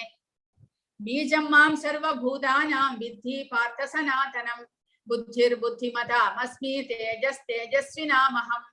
സർവ ജീവജാലങ്ങളുടെയും ആദി ബീജം ഞാനാണ് എന്ന് നീ അറിയണം. അതായത് എല്ലാം ഭഗവാനിൽ നിന്നാണ് പുറപ്പെട്ടിരിക്കുന്നത്. ആദി പുമാൻ ഭഗവാനാണ്. അപ്പോൾ അദ്ദേഹമാണ് എല്ലാത്തിന്റെയും ഉറവിടം. അപ്പോൾ എല്ലാ ജീവജാലങ്ങളുടെയും ആദി ബീജം ഭഗവാനാണ്. അദ്ദേഹത്തിൽ നിന്നാണ് എല്ലാം ഉത്ഭവിച്ചിരിക്കുന്നത്. ബുദ്ധിമാന്മാരുടെ ബുദ്ധിയും ശക്തിയും തേജസ്വികളുടെ തേജസ്സും ഭഗവാൻ തന്നെ. ബലം ബലവതാം ചാഹം കാമരാഗവിവർജിതം ധർമാവിരുദ്ധോ ഭൂതേഷു കാമോസ്മി ഭരതർഷഭ. അലയോ ഭരതർഷഭ, ഞാനാണ് ബലവാന്മാരുടെ കാമരാഗ വിവർജിതമായ ബലം. ധർമ്മവിരുദ്ധമല്ലാത്ത ലൈംഗിക ജീവിതവും ഞാൻ തന്നെ. േ ചൈവ സാത്വിക ഭാവ രാജസാസ്താമസാശ്ചയേ മത്തയേ വേദിതാൻ വിദ്ധി നത്വഹം തേഷു തേ മയി. സാത്വികങ്ങളും രാജസങ്ങളും താമസങ്ങളുമായ എല്ലാ അവസ്ഥകളും എന്റെ ശക്തിയുടെ ബഹിസ്ഫുരണങ്ങളാണ്. ഒരർത്ഥത്തിൽ അവയെല്ലാം ഞാൻ തന്നെ. എങ്കിലും ഞാൻ അവയ്ക്ക് അധീനനല്ല. ഞാൻ ഭൗതിക ഗുണങ്ങൾക്ക് അധീനനല്ല, മറിച്ച് അവയെല്ലാം എന്നിൽ നിലകൊള്ളുന്നു. അപ്പോൾ ഈ ഭൗതിക പ്രകൃതിയിൽ നമുക്ക് പ്രവർത്തിക്കണമെന്നുണ്ടെങ്കിൽ ഈ 3 ഗുണങ്ങളാൽ പ്രേരിതമായിട്ട് മാത്രമേ നമുക്ക് പ്രവർത്തിക്കാനായിട്ട് സാധിക്കുകയുള്ളൂ. ശരീരത്തിന് സ്വയം പ്രവർത്തിക്കാനുള്ള ശക്തിയില്ല. അതുകൊണ്ട് ശരീരം ജനിക്കുമ്പോൾ തന്നെ ശരീരത്തിന് 3 ഗുണങ്ങളുടെ ഒരു വ്യാമോഹത്തിൽപ്പെട്ടിട്ടാണ്, ഈ മായ എന്നുള്ള ഈ ഭൗതിക പ്രകൃതിയുടെ മായയിൽപ്പെട്ടിട്ടാണ് ശരീരം ജനിക്കുന്നത് തന്നെ. അങ്ങനെ ആ വ്യാമോഹത്തിൽ സത്വരജസ് തമോ ഗുണങ്ങളുടെ വ്യാമോഹത്തിലാണ് ശരീരം പ്രവർത്തിക്കുന്നത്. അപ്പോൾ ഭഗവാൻ പറയുന്നത് ഈ 3 ഗുണങ്ങളും ഭഗവാന്റെ ശക്തിയുടെ ബഹിസ്ഫുരണങ്ങളാണ് എന്ന്. ഭഗവാന്റെ ആ ഒരു ബഹിരംഗ ശക്തിയുടെ ആ ഒരു ബഹിസ്ഫുരണങ്ങളാണ് ഈ 3 ഗുണങ്ങളും. അപ്പോൾ പക്ഷേ അവ ഭഗവാന്റെ ശക്തിയാണ് എന്നത് പറഞ്ഞുകൊണ്ട് ഭഗവാൻ ഇവിടെ അവതരിക്കുമ്പോൾ ഭഗവാൻ ആ ഗുണത്തിന് അടിമപ്പെടുന്നുണ്ടോ? ഇല്ല എന്ന് ഭഗവാൻ പറയുന്നു. എന്റെ ശക്തിയാലാണ് ഇവയെല്ലാം പ്രവർത്തിക്കുന്നത്. അതുകൊണ്ട് ഞാൻ ഇവയ്ക്കെല്ലാം നിയന്താവാണ്. ഞാൻ ഒരിക്കലും ഈ ഗുണങ്ങൾക്ക് അധീനപ്പെടുന്നില്ല. ഭഗവാൻ അവയ്ക്ക് അധീനനല്ല, അതീതനാണ്. പക്ഷെ ഈ ഗുണങ്ങളെല്ലാം ഭഗവാനിൽ നിലകൊള്ളുന്നു. അതായത് ഭഗവാന്റെ ശക്തിയാലാണ് ഈ ഭൗതിക പ്രപഞ്ചവും നമ്മൾ ജീവാത്മാക്കളും പ്രവർത്തിക്കുന്നത് എന്ന് നമ്മൾ ചുരുക്കത്തിൽ മനസ്സിലാക്കും. അപ്പോൾ ഈ ഗുണങ്ങൾ ഭഗവാനെ ബാധിക്കാത്തത് കൊണ്ടാണ് ഭഗവാനെ നിർഗുണൻ എന്ന് വിളിക്കുന്നത്. പക്ഷെ ഈ 3 ഗുണങ്ങൾ നമ്മളെ ബാധിക്കുന്നു. നമ്മൾ അവയ്ക്ക് വശപ്പെടുന്നു. നമ്മൾ അവയ്ക്ക് അധീനതയിലാണ് നമ്മൾ പ്രവർത്തിക്കുന്നത്. പക്ഷേ ഭഗവാന് നമ്മളെ പോലെ തന്നെ ഇവിടെ പ്രത്യക്ഷനാകുന്ന സമയത്ത് ഈ 3 ഗുണങ്ങളുടെ അധീശത്വം ഭഗവാനിൽ നടക്കുന്നില്ല. ഭഗവാൻ അവയ്ക്കെല്ലാം അതീതനാണ്. ത്രിഭിർഗുണമയൈർഭാവൈരേഭിഃ സർവമിദം ജഗത് മോഹിതം നാഭിജാനാതി മാമേത്യഃ പരമവ്യയം. ത്രിഗുണങ്ങളാൽ സത്വം രജസ് തമസ് ഈ ഗുണങ്ങളാൽ വ്യാമോഹിതമായ ഈ ലോകം ഇവയ്ക്ക് അധീനനും അവ്യയനുമായി എന്നെ അറിയുന്നില്ല. അപ്പോൾ ഈ 3 ഗുണങ്ങളിൽപ്പെട്ട് വ്യാമോഹത്തിൽപ്പെട്ട് എങ്ങനെയാണ് ജീവജാലങ്ങൾ പ്രവർത്തിക്കുന്നത് എന്ന് 14-ാമത്തെ അധ്യായത്തിൽ വിസ്തരിച്ച് ഭഗവാൻ പറയുന്നുണ്ട്. അതുവരെ ഗുണങ്ങളെ കുറിച്ച് ഭഗവാൻ അവിടെയും ഇവിടെയും പറയുന്നു എന്ന് മാത്രം. അപ്പോൾ ഈ 3 ഗുണങ്ങൾ നമ്മളെ വ്യാമോഹിപ്പിക്കുന്നു. സത്വം രജസ് തമസ് എന്നീ 3 ഗുണങ്ങൾ നമ്മളെ വ്യാമോഹിപ്പിച്ച് മനസ്സിൽ ആ ഗുണങ്ങൾക്ക് അധീനമായിട്ടുള്ള ഒരു ചിന്താഗതി നമ്മൾ ഉണ്ടാകുന്നു. അതിനനുസരിച്ച് പ്രവർത്തിക്കാൻ നമ്മൾ നിർബന്ധിതരാകുന്നു. നമ്മൾ ആ മായയുടെ വ്യാമോഹത്തിന് വശപ്പെട്ടുകൊണ്ടാണ് നമ്മൾ ജീവിക്കുന്നത്, നമ്മൾ പ്രവർത്തിക്കുന്നത്. പക്ഷേ ഭഗവാൻ ഇവിടെ പറയുന്നത് അങ്ങനെ വ്യാമോഹിതരായിട്ടുള്ള ജനങ്ങൾ അവയ്ക്കിടെ എല്ലാം നിയന്താവായിട്ടുള്ള ഭഗവാനെ കുറിച്ച് മനസ്സിലാക്കുന്നില്ല. ഭഗവാനെ അറിയുവാനായിട്ട് നമ്മൾ അങ്ങനെ ശ്രമിക്കുന്നില്ല എന്ന്.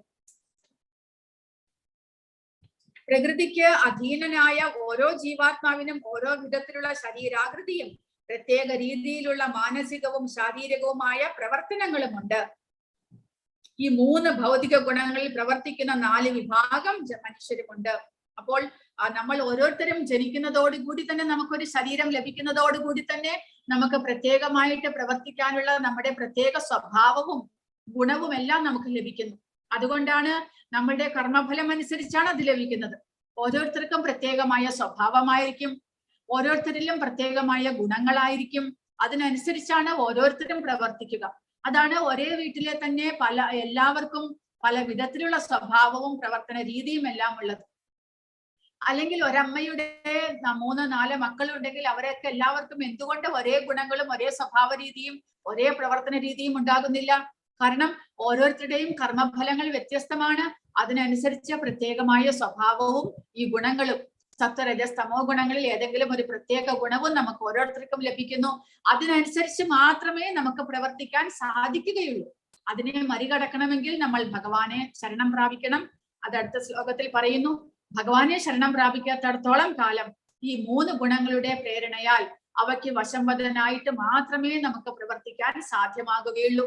അതിൽ നിന്നുള്ള മോചനം സാധ്യമല്ല. വളരെ വളരെ ദുഷ്കരമാണ് എന്ന് ഭഗവാൻ ഇവിടെ പറയുന്നു.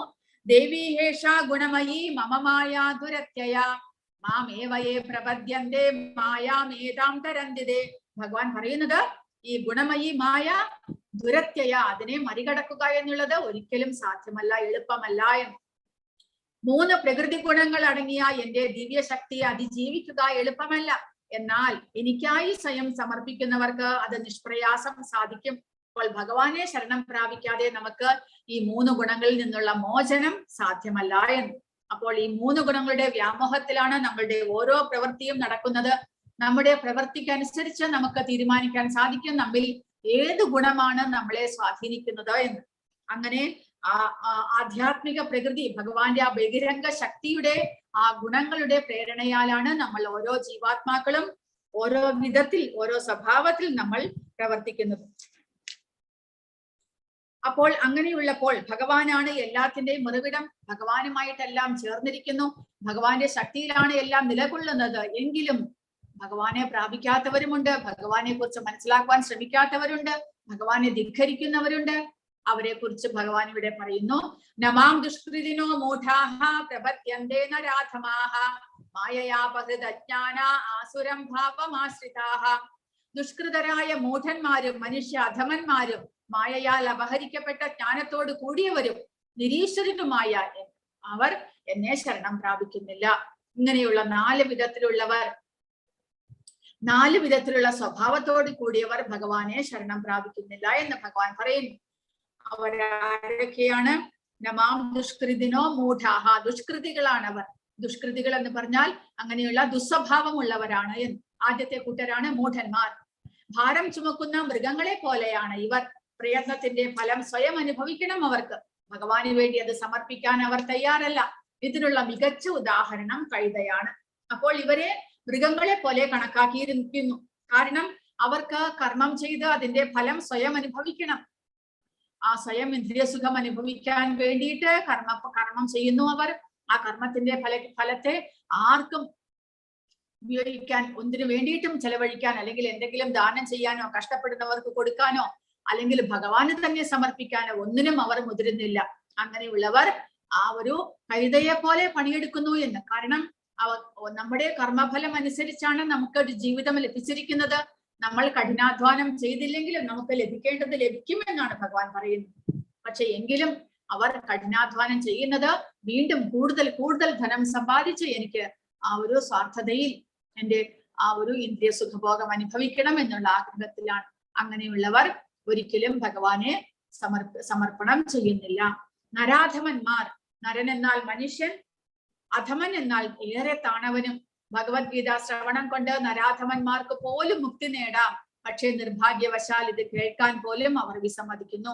അങ്ങനെ മനുഷ്യരിൽ തന്നെ ഏറ്റവും നികൃഷ്ടമായിട്ടുള്ള അധമതയിൽ പോയവരാണ് നരാധമന്മാർ. അവരും ഭഗവാനെ ശരണം പ്രാപിക്കുന്നില്ല.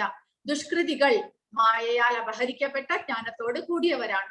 മായികമായ ഭൗതിക ശക്തിയാൽ അവരുടെ ആർജിത ജ്ഞാനമെല്ലാം നഷ്ടപ്പെട്ടിരിക്കുന്നു. മായാശക്തി അവരെ വഴിതെറ്റിക്കുകയാൽ അവർ ഭഗവാനെ അനുസരിക്കാതിരിക്കുകയും ചെയ്യുന്നു. അപ്പോൾ ഇതിന് ഉദാഹരണമായിട്ട് പ്രഭുപാദ കൊടുത്തിരിക്കുന്നത് ശാസ്ത്രജ്ഞന്മാരെയാണ്. കാരണം ശാസ്ത്രജ്ഞന്മാർ പല തരത്തിലുള്ള കണ്ടുപിടുത്തങ്ങളെല്ലാം നടത്തുന്നു. ഞങ്ങൾ ഇത് കണ്ടുപിടിച്ചു, ഞങ്ങൾ അത് കണ്ടുപിടിച്ചു. പക്ഷേ ഇതിനെല്ലാത്തിനും ആധാരം ഭഗവാനാണ്. ഭഗവാനെ നമ്മൾ സമർപ്പിക്കാതെ ഇതൊന്നും നിലനിൽക്കുന്നില്ല. ഈ ഭൗതിക പ്രപഞ്ചം തന്നെ ക്ഷണികമാണ്. അതുകൊണ്ട് നമ്മൾ ഇന്ന് കണ്ടുപിടിക്കുന്നത് നാളെ ഇത് ശരിയല്ല, നാളെ പുതിയൊരു കണ്ടുപിടുത്തം നമ്മൾ കണ്ടുപിടിക്കും.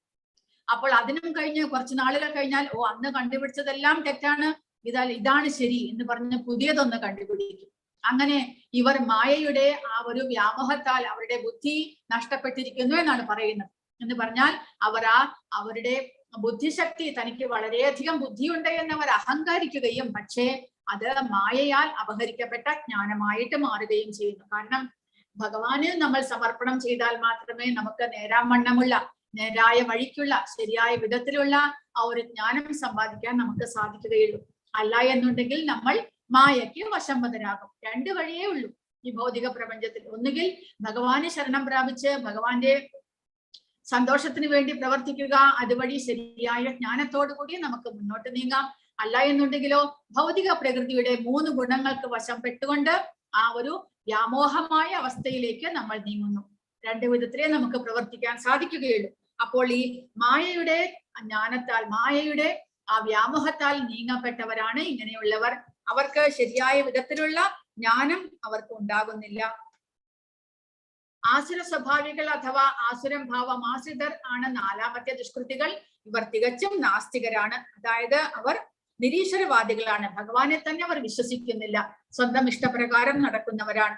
ഇങ്ങനെയുള്ള 4 കൂട്ടരും ഭഗവാനെ ഒരിക്കലും ശരണം പ്രാപിക്കുകയോ ഭഗവാനെ കുറിച്ച് മനസ്സിലാക്കുവാനോ അവർ ശ്രമിക്കുന്നില്ല. അവർക്കത് സാധിക്കുന്നില്ല.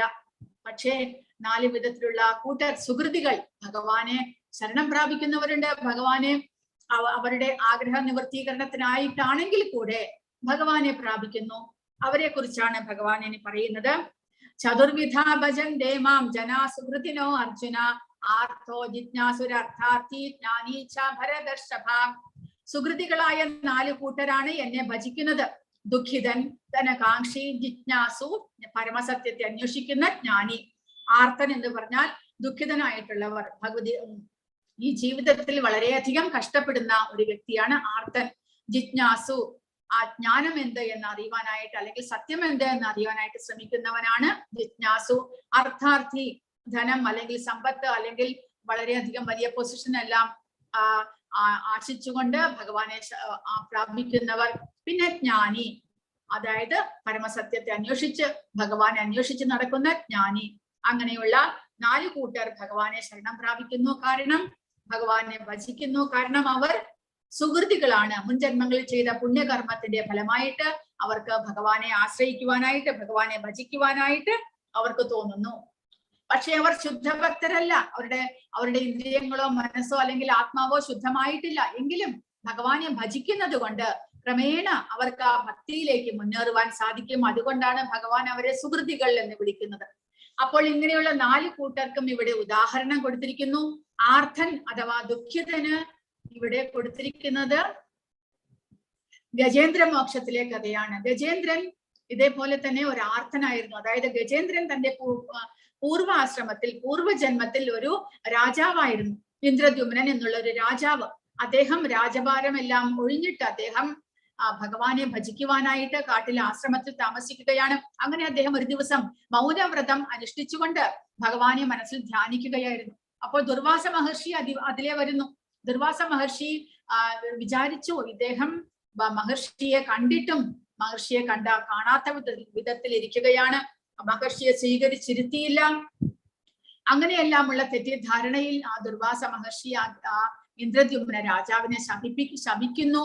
ഒരാനയായിട്ട് തീരാനായിട്ട് ശപിക്കുന്നു. അങ്ങനെ അദ്ദേഹം ഒരു ആനയായിട്ട് തീരുന്നു. അദ്ദേഹം ദേവലോകത്തിലെ ഒരു തടാക ഒരു വളരെ സുന്ദരമായ ഒരു പ്രദേശത്ത് അദ്ദേഹം ആനകളുടെ എല്ലാം ലീഡറായിട്ട് അദ്ദേഹം അവിടെ വിലസി നടക്കുകയാണ്. ഒരു ദിവസം അദ്ദേഹം എല്ലാ ആനകളെയും കൂട്ടിയിട്ട് ഒരു തടാകത്തിൽ കുളിക്കുവാൻ, നീരാടുവാനും അതേപോലെ ആയിട്ട് വരുന്നു, വെള്ളം കുടിക്കാനും കുളിക്കാനും എല്ലാമായിട്ട്. അങ്ങനെ അവരെല്ലാവരും അവിടെ കുളിച്ചുകൊണ്ടിരിക്കുന്ന സമയത്ത് ഈ ഗജേന്ദ്രന്റെ കാലിൽ എന്തോ കടിച്ചതുപോലെ തോന്നി. അദ്ദേഹം കാല് കുടഞ്ഞു. അവിടെ നിന്ന് നീങ്ങുവാൻ നോക്കി. പക്ഷേ ശക്തി കൂടിക്കൂടി വരുന്നു. തന്റെ കാലിലുള്ള ആ പിടി വിടിവിക്കാനായിട്ട് ഗജേന്ദ്രന് സാധിച്ചില്ല. നോക്കുമ്പോൾ ഒരു മുതല. അപ്പോൾ മുതലയ്ക്ക് വെള്ളത്തിനടിയിൽ വളരെയധികം ശക്തി കൂടും. കാരണം മുതലയുടെ സ്ഥലമാണ് വെള്ളം. ആനയ്ക്കാണെങ്കിലോ ആനയ്ക്ക് കരയിലാണ് ശക്തി കൂടുക. അപ്പോൾ ഈ ഗജേന്ദ്രൻ എങ്ങനെയെങ്കിലും ആ മുതലയുടെ പിടിയിൽ നിന്ന് പിടിവിടിവിക്കാൻ നോക്കി. മറ്റുള്ള ആനകൾ എല്ലാവരും ചേർന്ന് അദ്ദേഹത്തെ പിടിച്ച് വലിച്ച് കരയ്ക്ക് കൊണ്ടുവരാൻ നോക്കി. പക്ഷേ ആ മുതലയുടെ കടി അത്രയേറെ ശക്തിയായിരുന്നു. ആനയ്ക്ക് പിടിവിടിവിക്കാൻ സാധിച്ചില്ല. അങ്ങനെ വളരെയധികം സമയം പരിശ്രമിച്ചു. ആനയ്ക്ക് സാധിക്കാതെ വന്നപ്പോൾ മറ്റുള്ള ആനകളെല്ലാം ഇദ്ദേഹത്തെ ഉപേക്ഷിച്ചിട്ട് പോയി. കാരണം അവർക്ക് അവരുടെ കുട്ടികളെ നോക്കണം, എല്ലാം ചുമതലകളെല്ലാം ഉള്ളത് കൊണ്ട് അവർ അവിടെ നിന്ന് പോയി. രക്ഷയില്ല, അദ്ദേഹം വരുന്നില്ല എന്ന് പറഞ്ഞിട്ട് അങ്ങനെ ഒറ്റയ്ക്ക് 1000 വർഷം ഈ ഗജേന്ദ്രൻ അവിടെ ആ മുതലയുമായിട്ട് ആ ഒരു പിടുത്തത്തിൽ പിടിവലിയിൽ നിന്നു. 1000 വർഷത്തോളം ആയി. അപ്പോൾ അദ്ദേഹത്തിന് തോന്നുന്നു തന്റെ ശക്തിയെല്ലാം കുറഞ്ഞു വരുന്നു. തനിക്കിനി ഇവിടെ രക്ഷയില്ല, ഇനി മരണം തനിക്ക് സമീപിക്കുന്നു എന്ന് മനസ്സിലാക്കിയപ്പോൾ കഴിഞ്ഞ ജന്മത്തിലെ ഭഗവാന്റെ ആ ഒരു സേവകൾ ചെയ്തുകൊണ്ടിരുന്നത് കൊണ്ട് ആ ഭഗവാന്റെ അനുഗ്രഹത്താൽ ആ ഗജേന്ദ്രന് തന്റെ മുൻജന്മത്തെ ഓർമ്മ വരികയും ആ മുൻജന്മത്തിൽ താൻ ഭഗവാനെ കീർത്തിച്ചു കൊണ്ടിരുന്ന ആ ഭഗവാന്റെ കീർത്തനങ്ങൾ ഭജനകളെല്ലാം അദ്ദേഹത്തിന് ഓർമ്മ വരികയും അങ്ങനെ ആ ഒരു അവസ്ഥയിൽ നിന്നുകൊണ്ട് അദ്ദേഹം ഭഗവാനെ പ്രാർത്ഥിക്കുന്നു. ഭാഗവതത്തിൽ വളരെയധികം മനോഹരമായിട്ടുള്ള ശ്ലോകങ്ങളുണ്ട്. ആ ഗജേന്ദ്രൻ മോക്ഷത്തിൽ ആ ഗജേന്ദ്രൻ ഭഗവാനെ പ്രാർത്ഥിക്കുന്നത്. ആ ഗജേന്ദ്രന്റെ പ്രാർത്ഥന കേട്ട് ഭഗവാൻ സ്വയം അവിടെ ഗരുഡന്റെ പുറത്തേറിയിട്ട് വരുന്നു.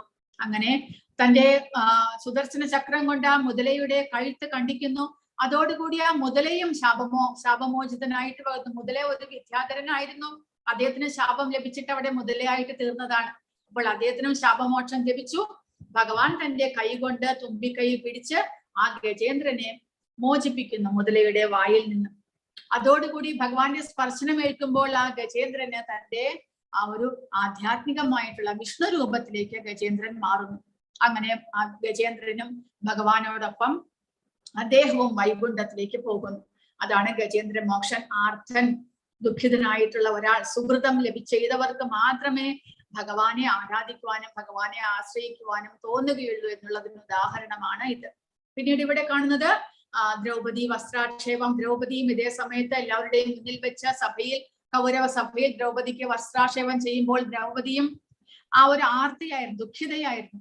ആർക്കും തന്നെ സഹായിക്കാനായിട്ട് സാധിക്കുകയില്ല എന്ന് മനസ്സിലാക്കുമ്പോൾ രണ്ട് കൈയും ഉയർത്തി ഗോവിന്ദ എന്ന് വിളിക്കുകയും ആ ഭഗവാൻ സ്വയം അവിടെ പ്രത്യക്ഷനായിട്ട് ദ്രൗപദിക്ക് ആ അപമാനത്തിൽ നിന്ന് ഭഗവാൻ രക്ഷിക്കുകയും ചെയ്തു.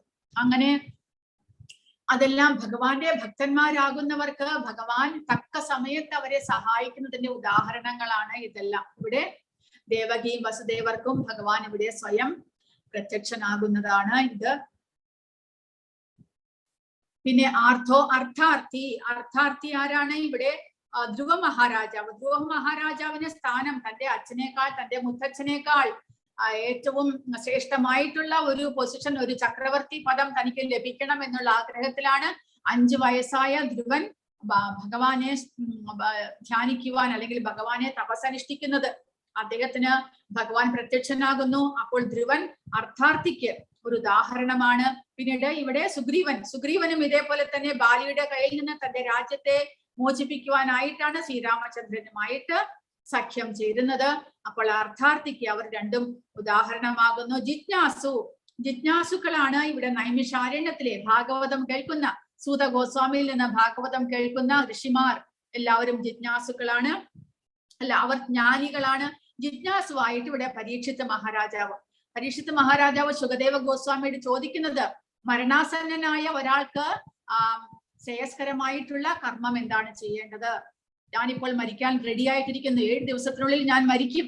അപ്പോൾ എനിക്ക് ശ്രേയസ്കരമായിട്ട് ചെയ്യാനായിട്ട് എന്താണുള്ളത്? ഞാൻ എന്ത് കേൾക്കണം, എന്ത് ചെയ്യണം എന്ന് അദ്ദേഹം ചോദിക്കുന്നു.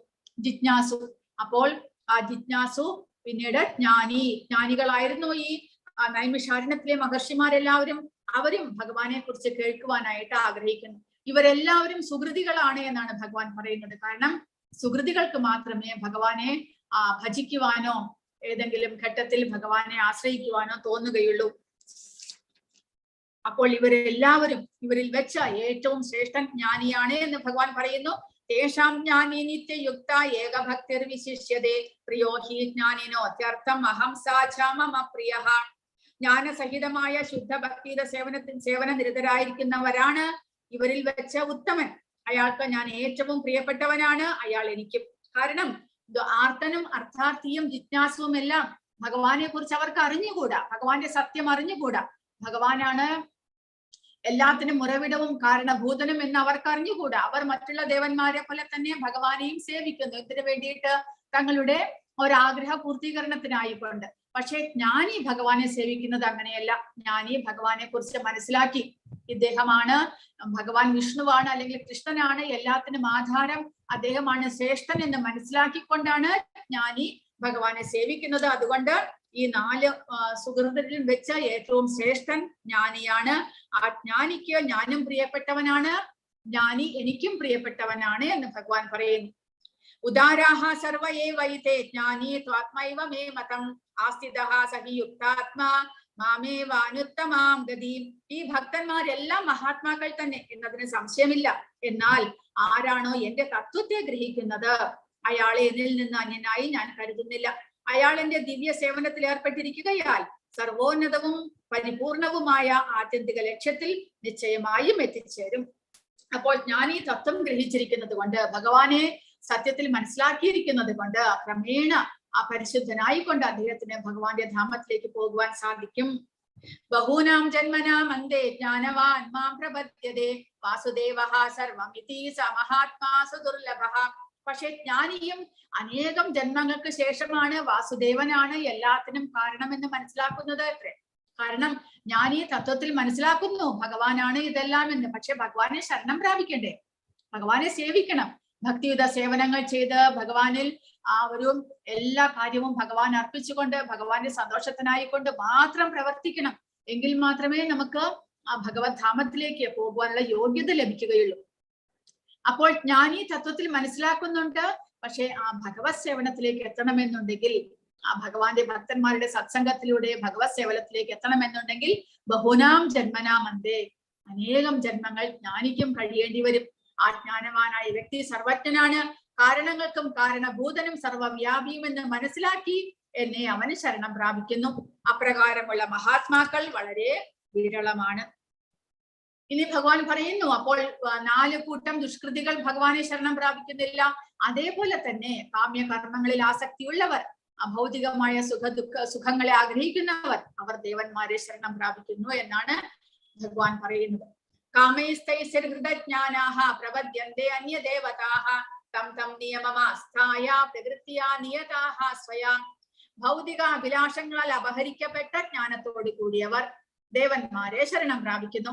പ്രത്യേക നിയമങ്ങളും നിബന്ധനകളും അനുസരിച്ച് അവർ സ്വപ്രകൃതിയാൽ ദേവന്മാരെ ആരാധിക്കുന്നു. അപ്പോൾ ഭൗതികമായിട്ടുള്ള പ്രത്യേക ആഗ്രഹങ്ങൾ സാധിക്കണം എന്നുള്ള ആഗ്രഹത്താൽ ദേവന്മാരെ ശരണം പ്രാപിക്കുന്ന ചിലരുണ്ട്. പക്ഷേ അവർ ആരാധിക്കുന്നത്, ഇവിടെ ഭഗവാൻ പറയുന്നത് അവരുടെ ആരാധന എന്നുള്ളത് ആ ഒരു ക്ഷണികമാണ് എന്ന് ഭഗവാൻ ഇവിടെ പറയുന്നു. 21-ാമത്തെ ശ്ലോകത്തിൽ യോ യോ യാം യാം തനും ഭക്തഃ ശ്രദ്ധയാർച്ചിതും ഇച്ഛതി തസ്യ തസ്യാചലം ശ്രദ്ധാം താമേവ വിദധാമ്യഹം. അപ്പോൾ അവർക്ക് പല വിധത്തിലുള്ള ആഗ്രഹങ്ങളുണ്ട്. ആ ആഗ്രഹ പൂർത്തീകരണത്തിന് ആരെ ആരാധിക്കണമെന്ന് അവർക്ക് അറിഞ്ഞുകൂടാ. നമുക്ക് ഒരുപാട് ദേവന്മാരുള്ളത് കൊണ്ട് ആരെ ആഗ്രഹിച്ചാൽ തന്റെ ആഗ്രഹ പൂർത്തീകരണം നടക്കുമെന്ന് അവർക്ക് അറിഞ്ഞുകൂടാ. അതുകൊണ്ട് ഭഗവാൻ പറയുന്നു, ഞാൻ പരമാത്മരൂപേണ സർവഹൃദയങ്ങളിലും കുടികൊള്ളുന്നു. ഏത് ദേവതയെ ആരാധിക്കാൻ ആഗ്രഹിക്കുന്നുവോ ആ പ്രത്യേക മൂർത്തിയിൽ മുഴുവൻ ശ്രദ്ധയും കേന്ദ്രീകരിക്കത്തക വിധം ഒരാളുടെ വിശ്വാസം ഉറപ്പിക്കുന്നത് ഞാനാണ്. അപ്പോൾ ഒരാൾക്ക് തന്റെ ആഗ്രഹ പൂർത്തീകരണത്തിന് ഏത് ദേവതയെ ആരാധിക്കണം എന്ന് തോന്നുന്നുവോ അയാളിൽ ആ ദേവതയുടെ മേൽ പൂർണ്ണമായിട്ടുള്ള വിശ്വാസവും ശ്രദ്ധയും ഭക്തിയും എല്ലാം വരുത്തുന്നത് ആ പരമാത്മരൂപേണ നമ്മുടെ ഹൃദയത്തിൽ വസിക്കുന്ന ഭഗവാൻ തന്നെയാണ്. പിന്നെയോ സതയാ ശ്രദ്ധയാ യുക്ത സസ്യാരാധനമീഹതേ ലഭതേ ച തതഃ കാമാൻ മയൈവ വിഹിതാൻ ഹിതാൻ. അങ്ങനെ വിശ്വാസം ഉറച്ച് ഒരു ദേവനെ ആരാധിക്കാൻ മുതിരുന്ന വ്യക്തിക്ക് താൻ ഇച്ഛിക്കുന്നത് കൈവരും. വാസ്തവത്തിൽ ഈ അഭീഷ്ടം നിറവേറ്റുന്നതും ഞാൻ തന്നെ. അങ്ങനെ ആ ഒരു ഭഗവാനിൽ വിശ്വാസമുറച്ച് ആരാധിച്ചുകൊണ്ട് ആ ശ്രദ്ധയോടുകൂടി ആരാധിക്കുന്ന വ്യക്തിക്ക് താൻ ആഗ്രഹിച്ചതെല്ലാം കൈവരുമെന്ന് ഭഗവാൻ പറയുന്നു. പക്ഷെ അത് കൊടുക്കുന്നത് ആരാണ്? ആ ദേവതയല്ല. പിന്നെയോ ആ ദേവത മുഖേന ഭഗവാൻ തന്നെയാണ് അതെല്ലാം കൊടുക്കുന്നത് എന്ന് ഭഗവാൻ പറയുന്നു.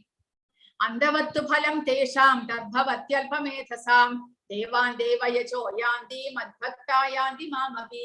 പക്ഷെ ഭഗവാൻ പറയുന്നു, അങ്ങനെ ആരാധിക്കുന്നവർ അല്പമേധസ്സുകളാണ്, ശരിയായിട്ടുള്ള വികാസം പ്രാപിച്ച ബുദ്ധിയുള്ളവരല്ല, അല്പബുദ്ധിയുള്ളവരാണ് എന്ന് ഭഗവാൻ പറയുന്നു. കാരണം എന്താണ്? ഭഗവാനെ നമ്മൾ ശരണം പ്രാപിച്ചാൽ നമുക്ക് ഭൗതികമായിട്ടുള്ളതെല്ലാം ലഭിക്കുന്നു. അതുകൂടാതെ നമുക്ക് അവസാനം ആധ്യാത്മിക ലോകത്തെ പ്രാപിക്കുവാനും സാധിക്കുന്നു.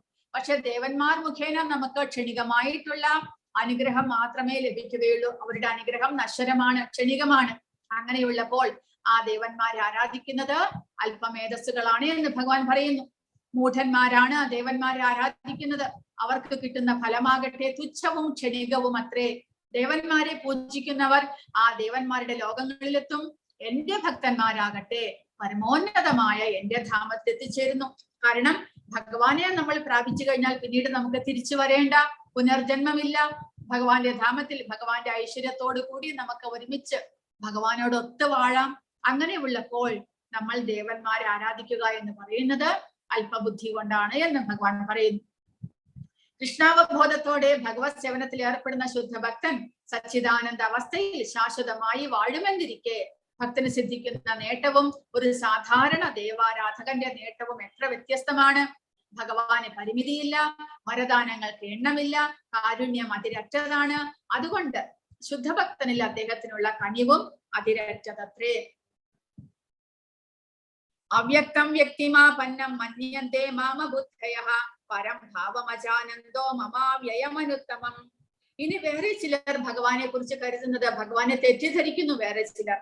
അവർ കരുതുന്നു പരമദിവ്യോത്തമ പുരുഷനായ ഞാൻ കൃഷ്ണൻ ഒരിക്കൽ അവ്യക്തനായിരുന്നുവെന്നും പിന്നീടാണ് വ്യക്തിയായതെന്നും. എന്നെ മനസ്സിലാക്കാത്ത മന്ദബുദ്ധികൾ കരുതുന്നു അക്ഷയവും അത്യുന്നതവുമായ എന്റെ ഉത്കൃഷ്ട സ്വഭാവത്തെ പറ്റി അല്പജ്ഞാനികൾക്ക് അറിഞ്ഞുകൂടാ. ഇനിയും വേറെ ചിലർ അവർ ഭഗവാനെ തെറ്റിദ്ധരിക്കുന്നത് എങ്ങനെയാണ്? ഭഗവാന് രൂപമില്ല, ഗുണമില്ല, ധാമമില്ല, ഒന്നുമില്ല. ഭഗവാൻ ഒരു അവ്യക്തിഗതനായ ഒരു ശക്തി മാത്രമാണ്. അപ്പോൾ ഇവിടെ എന്തെങ്കിലും ഈ ഭൗതിക പ്രപഞ്ചത്തിൽ എന്തെങ്കിലും കഷ്ടങ്ങൾ ഉള്ളപ്പോൾ അദ്ദേഹം ആ ഒരു ശക്തി ഏതെങ്കിലും ഒരു രൂപം എടുത്ത് ഇവിടെ പ്രത്യക്ഷമാകുന്നു. ആ രൂപത്തോടു കൂടി അദ്ദേഹം ഇവിടെ അധർമ്മത്തെ ഇല്ലാതാക്കിയിട്ട് ധർമ്മത്തെ പുനഃസ്ഥാപിക്കുന്നു. പിന്നീട് അദ്ദേഹം തിരിച്ച് ആ ഒരു അവ്യക്തിഗതനായിട്ട് അദ്ദേഹം പോകുകയും ചെയ്യുന്നു. അങ്ങനെ ഒരു മനുഷ്യരൂപം എടുത്തിട്ടാണ് ഭഗവാൻ ഇവിടെ അവതരിക്കുന്നത് എന്നാണ് അല്പബുദ്ധികളായിട്ടുള്ളവർ പറയുന്നത്. അങ്ങനെയുള്ളവർ ഭഗവാൻ പറയുന്നത് അവർ അല്പബുദ്ധികളാണ് എന്ന് പറയുന്നു. കാരണം അവർക്ക് ഭഗവാനെ കുറിച്ചുള്ള ശരിയായ ജ്ഞാനമില്ലാത്തത് കൊണ്ട്. അങ്ങനെയുള്ള എല്ലാവർക്കും ആദ്യം പറഞ്ഞത് ഭഗവാൻ പറഞ്ഞത് 4 വിധത്തിലുള്ള ദുഷ്കൃതികൾ. അവർ ഭഗവാനിൽ വിശ്വസിക്കുന്നില്ല. പിന്നെ ചിലർ ദേവന്മാരെ ആരാധിക്കുന്നു. പിന്നെ ചിലർ ഇവിടെ ഭഗവാനെ തെറ്റിദ്ധരിക്കുന്നു. ഭഗവാൻ മനുഷ്യരൂപം എടുത്ത് വരുന്നു എന്ന്, ഭഗവാന് ശരിക്കും രൂപമില്ല എന്ന്. അങ്ങനെയെല്ലാമുള്ള അല്പബുദ്ധികളായവർക്ക് ഭഗവാൻ സ്വയം പ്രകാശിതനാകുന്നില്ല. അവർക്ക് ഭഗവാനെ നേരിട്ട് മനസ്സിലാക്കുവാനായിട്ട് സാധ്യമല്ല. നാഹം പ്രകാശഃ സർവസ്യ യോഗമായ സമാവൃതഃ മൂഢോയം നാഭിജാനാതി ലോകോ മാമജമവ്യയം. ബുദ്ധിയില്ലാത്തവർക്കും മൂഢന്മാർക്കും ഞാൻ ഒരിക്കലും പ്രത്യക്ഷനാവില്ല. യോഗമായ എന്ന എന്റെ അന്തരംഗ ശക്തി അവരിൽ നിന്ന് എന്നെ മറച്ചു വെക്കുന്നു. തന്മൂലം അജനും അവ്യയനുമാണ് ഞാൻ എന്നവർ അറിയുന്നതുമില്ല. അങ്ങനെയുള്ളവർക്ക് ഭഗവാൻ നേരിട്ട് മുന്നിൽ പ്രത്യക്ഷപ്പെട്ടാലും അവർക്ക് ഭഗവാനെ അറിയുവാനായിട്ട് സാധിക്കുകയില്ല.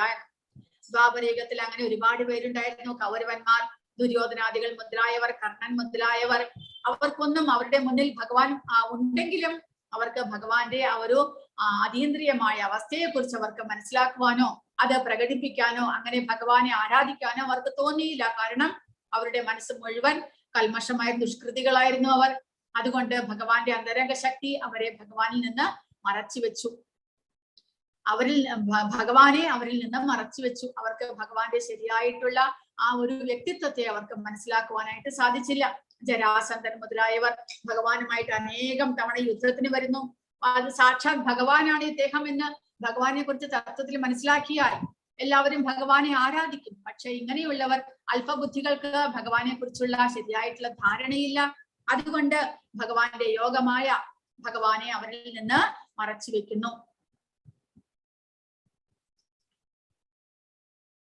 പക്ഷേ അവരെല്ലാം എങ്ങനെയെല്ലാം വിചാരിച്ചാലും ഭഗവാൻ പറയുന്നത് ഞാൻ ഭഗവാനാണ്. എന്തുകൊണ്ടാണ് ഭഗവാൻ ഞാൻ ഭഗവാനാണ് എന്ന് പറയുന്നത്? വേദാഹം സമതീതാനി വർത്തമാനാനി ചാർജുന ഭവിഷ്യാണി ച ഭൂതാനി മാം തു വേദന കശ്ചന. പരമപുരുഷനായ എനിക്ക് പണ്ടുണ്ടായതും ഇന്ന് സംഭവിക്കുന്നതും മേലിൽ വരാൻ പോകുന്നതുമായ എല്ലാം അറിയാം. എല്ലാ ജീവാത്മാക്കളും എനിക്ക് സുപരിചിതരാണ്. പക്ഷേ എന്നെ ആർക്കും അറിയാൻ വയ്യ. അതുകൊണ്ട് അദ്ദേഹം ഭഗവാനാണ്. എല്ലാ ജീവാത്മാക്കളുടെയും ഭൂതം, ഭാവി, വർത്തമാനം എല്ലാം ഭഗവാൻ അറിയാം. കാരണം ഭഗവാൻ പരമാത്മാവായിട്ട് നമ്മൾ ഓരോരുത്തരുടെയും ഒപ്പം അനേക ജന്മങ്ങളായിട്ട് നമ്മുടെ ഒപ്പം അദ്ദേഹം വാഴുന്നു. സുഹൃത്തായിക്കൊണ്ട് നമ്മൾ ഏത് ശരീരം എടുത്താലും ഭഗവാനും നമ്മോടൊപ്പം വരുന്നുണ്ട്. കാരണം ഭഗവാൻ ഇല്ലാതെ മത്ത പരതരം ഞാനിതെന്ന് പറഞ്ഞതുപോലെ ഭഗവാന്റെ ശക്തി ഇല്ലാതെ നമുക്ക് ഒന്നും തന്നെ ചെയ്യാൻ സാധ്യമല്ല നമ്മൾ ജീവാത്മാക്കൾ. അങ്ങനെ വരുമ്പോൾ ഭഗവാൻ വിചാരിക്കുന്നില്ല നമ്മൾ എന്ത് വേണമെങ്കിലും ചെയ്തോട്ടെ, എന്നെ ധിക്കരിച്ചു പോയതല്ലേ അവർ. അങ്ങനെ പറഞ്ഞിട്ട് ഭഗവാൻ നമ്മളെ കൈയൊഴിയുന്നില്ല. നമ്മൾ ശക്തിഹീനരാണ് എന്ന് മനസ്സിലാക്കിക്കൊണ്ട് ഭഗവാൻ നമ്മോടൊപ്പം തന്നെ എല്ലാ ശരീരത്തിലും വരുന്നു. നമുക്ക് വേണ്ടതായിട്ടുള്ള എല്ലാ ഉപദേശങ്ങളും തരുന്നു. ഭഗവാൻ സ്വയം അവതരിക്കുന്നു, നമുക്ക് ഉപദേശം തരുന്നു. ഭഗവത്ഗീതയിൽ നിന്ന് വേദവ്യാസനായിട്ട് അദ്ദേഹം അവതരിച്ച് നമുക്ക് അനേകം ഗ്രന്ഥങ്ങളെ, പുരാണങ്ങളെ, ഉപനിഷത്തുകളെ എല്ലാം തന്നു. നമ്മൾ അതെല്ലാം വായിച്ച് മനസ്സിലാക്കിയിട്ട് നമ്മുടെ അവസ്ഥയെ കുറിച്ച്, ഭഗവാനെ കുറിച്ച് മനസ്സിലാക്കി, ഭഗവാനുമായിട്ട് നമുക്കുള്ള ബന്ധത്തെ മനസ്സിലാക്കി നമ്മൾ തിരിച്ചു പോകണമെന്ന് പറഞ്ഞിട്ട്, പക്ഷെ നമ്മൾ അതൊന്നും ഉൾക്കൊള്ളുന്നില്ലെങ്കിൽ കൂടെ, നമ്മൾ ഭഗവാനെ ആരാധിക്കുന്നില്ലെങ്കിൽ കൂടെ, ഭഗവാൻ ഓരോ ശരീരത്തിലും, നമ്മൾ എടുക്കുന്ന ഓരോ ശരീരത്തിലും അദ്ദേഹം നമ്മോടൊപ്പം വരുന്നുണ്ട്. അതുകൊണ്ടാണ് അദ്ദേഹം നമ്മുടെ സുഹൃത്താണ് എന്ന് പറയുന്നത്. 5-ാമത്തെ അധ്യായത്തിൽ ഭഗവാൻ പറയുന്നുണ്ട്, ഭഗവാനെ അങ്ങനെ തത്വത്തിൽ മനസ്സിലാക്കുന്നവർ, ഭോക്താരം യജ്ഞതപസാം സർവലോക മഹേശ്വരം സുഹൃതം സർവഭൂതാനാം, ഞാനാണ് എല്ലാ ജീവജാലങ്ങളുടെയും സുഹൃത്ത്, അഭ്യുദയകാംക്ഷി എന്ന് മനസ്സിലാക്കുന്നവർ ശാന്തി നേടുന്നു. കാരണം ഭഗവാനെ അങ്ങനെ നമ്മൾ മനസ്സിലാക്കണം. നമ്മുടെ ഏറ്റവും അടുത്ത സുഹൃത്ത്, നമ്മുടെ ഏറ്റവും അടുത്ത ബന്ധു, നമുക്ക് ബന്ധുവായിട്ട് ഭഗവാൻ മാത്രമേ ഉള്ളൂ എന്ന് നമ്മൾ മനസ്സിലാക്കണം. കാരണം മറ്റുള്ളവരെല്ലാവരും, നമ്മുടെ ഇപ്പോൾ ഭൗതിക ലോകത്തിലെ എല്ലാ നമ്മുടെ സുഹൃത്തുക്കളും ബന്ധുക്കളും എല്ലാം നമ്മളെ പോലെ തന്നെ ജീവാത്മാക്കളാണ്. അവർക്ക് എല്ലാവർക്കും ഭഗവാനുമായിട്ടാണ് ബന്ധം. നമ്മൾ എല്ലാ ജീവാത്മാക്കൾക്കും ഭഗവാനുമായിട്ടാണ് ബന്ധമുള്ളത്. അദ്ദേഹമാണ് നമ്മുടെ സുഹൃത്ത്, അദ്ദേഹമാണ് നമ്മുടെ അഭ്യുദയകാംക്ഷി, ഏറ്റവും അടുത്ത സുഹൃത്ത് അദ്ദേഹമാണ്. അങ്ങനെ മനസ്സിലാക്കിക്കൊണ്ട് ഭഗവാനെ ആരാധിക്കുന്നവർക്ക് ശാന്തി തരുന്നു. അല്ലാത്തവർക്ക് ശാന്തി വരില്ല. കാരണം അവർ ഓരോരുത്തരും തങ്ങളുടേതായിട്ടുള്ള സന്തോഷത്തിലാണ് ജീവിക്കുന്നത്. പക്ഷെ ഭഗവാനെ വിട്ടിട്ട് നമുക്കൊരു സന്തോഷമില്ല എന്ന് ഭഗവാന് മാത്രമേ അറിയുകയുള്ളൂ. അതുകൊണ്ട് ഭഗവാൻ നമുക്ക് ഇതേപോലെയുള്ള ഉപദേശങ്ങൾ തരുന്നു. കാരണം നമ്മൾ ഭഗവത് അംശമായതുകൊണ്ട് ഭഗവാനോടൊപ്പം ഇരുന്നെങ്കിൽ മാത്രമേ നമുക്ക് ശാന്തിയും സമാധാനവും സന്തോഷവും വരികയുള്ളൂ. അത് നമ്മൾ മനസ്സിലാക്കുന്നില്ല, നമുക്കത് അറിയാൻ വയ്യ, അജ്ഞാനത്തിലാണ് നമ്മൾ എല്ലാവരും. അതുകൊണ്ട് ഭഗവാൻ ഇത്രയും ഉപദേശങ്ങളെല്ലാം തരുന്നു. അതുകൊണ്ട് ഭഗവാൻ ഇവിടെ ഭഗവാനെ കുറിച്ചുള്ള ഉപദേശങ്ങളും തരുന്നു, ഭഗവാന്റെ ധാമത്തെ കുറിച്ചുള്ള അറിവ് തരുന്നു. നമ്മുടെ ധാമം ഇതാണ്, ആ ലോകത്തിലേക്ക് നമുക്ക് പോകാൻ സാധിക്കും, നമുക്ക് ഇങ്ങനെയുള്ള യോഗ്യതകൾ വേണമെന്ന് മാത്രം. ഇതെല്ലാം നമുക്ക് ഭഗവാൻ ഉപദേശിക്കുന്നു. അടുത്ത ശ്ലോകത്തിൽ ഭഗവാൻ പറയുന്നു എന്തുകൊണ്ട് നമ്മൾ, 27-ാമത്തെ ശ്ലോകത്തിൽ പറയുന്നു എന്തുകൊണ്ട് നമുക്ക് ഭഗവാനെ പ്രാപിക്കാൻ സാധിക്കുന്നില്ല. ഇച്ഛാദ്വേഷ സമുത്ഥേന ദ്വന്ദ്വമോഹേന ഭാരത സർവഭൂതാനി സമ്മോഹം സർഗേ യാന്തി പരന്തപ. എല്ലാ ജീവജാലങ്ങളിലും ജനനം മുതൽക്കേ രാഗദ്വേഷങ്ങളാകുന്ന ദ്വന്ദ്ങ്ങളാൽ വ്യാമോഹിതരാകുന്നു. അതുകൊണ്ടാണ് നമുക്ക് ഭഗവാനെ മനസ്സിലാക്കുവാൻ സാധിക്കാത്തത്. അതായത് ജനനം മുതൽക്കേ, നമ്മൾ ജനിച്ചു വീഴുമ്പോൾ തന്നെ ഈ ഭൗതികമായ മായയുടെ അധീനതയിൽപ്പെട്ട്, വ്യാമോഹത്തിൽപ്പെട്ട് നമ്മൾ നമ്മുടേതായിട്ടുള്ള ഇഷ്ടാനിഷ്ടാനങ്ങൾ നമ്മൾ ഉണ്ടാക്കുന്നു. അതായത് ശാരീരികമായിട്ടുള്ള വിധത്തിൽ നമ്മൾ ചിന്തിച്ചുകൊണ്ട് ശരീരത്തിന്റെ ഓരോ സുഖവും ദുഃഖവും നമ്മളുടേതാണ്, ജീവാത്മാവ് താനാണ് അനുഭവിക്കുന്നത് എന്നുള്ള ആ ഒരു ദേഹബോധത്തിൽ, ദേഹവുമായിട്ട് താദാത്മ്യം പ്രാപിക്കുന്നത് കൊണ്ടാണ് ഇങ്ങനെയുള്ള വ്യാമോഹത്തിൽ നമ്മൾ പെട്ടുപോകുന്നത്. പരിശുദ്ധ ജ്ഞാനമായ ഭഗവാന്റെ ദാസ്യമാണ് ജീവാത്മാവിന്റെ മൂലസ്വരൂപം. പരിപൂർണ ജ്ഞാനാത്മകനായ ഭഗവാനിൽ നിന്ന് വ്യാമോഹത്താൽ വേർപെട്ടു പോകുമ്പോൾ ജീവൻ മായാശക്തിക്ക് അധീനപ്പെടുകയും അതിന് അദ്ദേഹത്തെ അറിയാൻ കഴിയാതെ വരികയും ചെയ്യുന്നു. രാഗദ്വേഷങ്ങളാകുന്ന ദ്വന്ദ്ങ്ങളിൽ നിന്നാണ് മായാശക്തി പ്രത്യക്ഷപ്പെടുന്നത്. ഇവയ്ക്ക് വഴങ്ങി മൂഢാത്മാവ് ഭഗവാനോട് ഏകീഭവിക്കാൻ ആഗ്രഹിക്കുകയാണ്. ഒപ്പം തന്നെ കൃഷ്ണന്റെ ഭഗവത് ഭാവത്തിൽ ഈർഷ്യാലുവാകുകയും ചെയ്യുന്നു. അപ്പോൾ ഭഗവാനെ പോലെ തന്നെ തനിക്കും ആസ്വദിക്കണം എന്നുള്ള ചിന്തയാണ് നമ്മൾ ജീവാത്മാക്കൾക്ക്. അങ്ങനെ വരുമ്പോൾ ആ ഭഗവാനെ ധിക്കരിക്കുമ്പോൾ എന്ത് സംഭവിക്കുന്നു? ആധ്യാത്മിക ലോകത്തിൽ എല്ലാ ജീവാത്മാക്കളും ഭഗവത് ഭക്തരായിക്കൊണ്ട് ആ ഭഗവാന്റെ സന്തോഷത്തിന് വേണ്ടിയിട്ട് അവിടെ പ്രയത്നിക്കുന്നു. അതിന്റെ ഇടയിൽ ഒരു ജീവാത്മാവിന് എനിക്കും ഭഗവാനെ പോലെ സന്തോഷിക്കണം, സ്വയം ആസ്വദിക്കണം എന്നുള്ള ചിന്ത വരുമ്പോൾ അവിടെ ഒരു അലോസരം വരുന്നു. അവിടെയുള്ള ഏകാത്മതയ്ക്ക് വ്യത്യാസം വരുന്നു.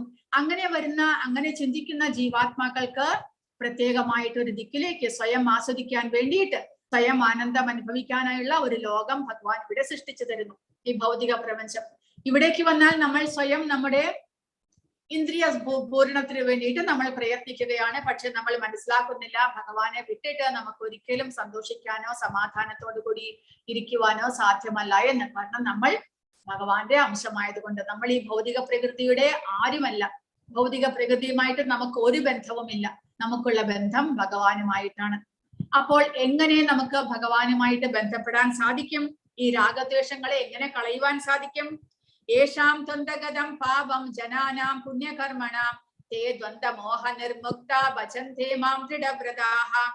പൂർവജന്മങ്ങളിലും ഈ ജന്മത്തിലും പുണ്യകർമ്മങ്ങൾ ചെയ്തിട്ടുള്ളവർ അവരുടെ പാപഫലങ്ങൾ നിർമാർജനം ചെയ്ത് ദ്വന്ദ്വ്യാമോഹങ്ങളിൽ നിന്ന് വിമുക്തരാകുന്നു. അങ്ങനെ അവർ ദൃഢനിശ്ചയത്തോടെ എന്റെ സേവനത്തിൽ മുഴുകും.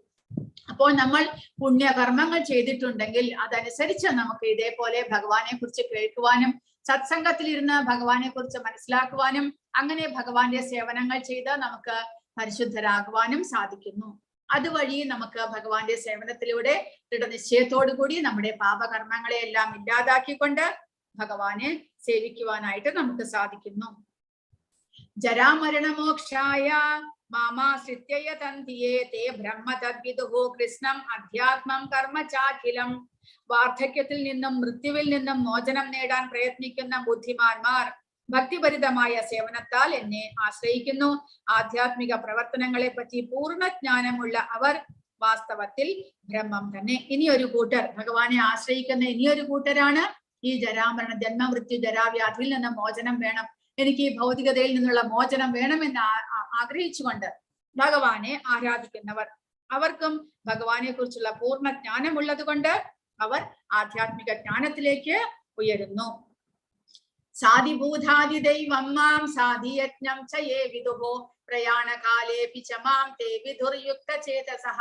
എന്നെ അറിയുകയും എപ്പോഴും എന്നെ കുറിച്ചുള്ള ബോധം പുലർത്തുകയും ചെയ്യുന്നവർ ഭൗതിക പ്രപഞ്ചങ്ങളുടെയും ദേവന്മാരുടെയും സർവയജ്ഞങ്ങളുടെയും നിയന്താവായ ഭഗവാനാണ് ഞാൻ എന്നറിയുന്നവർ മരണസമയത്ത് പോലും എന്നെ സ്മരിക്കും. അങ്ങനെ തത്വത്തിൽ ഭഗവാനെ മനസ്സിലാക്കുന്നവർക്ക് മരണസമയത്ത് ഭഗവാനെ സ്മരിക്കുവാനായിട്ട് സാധിക്കുന്നു.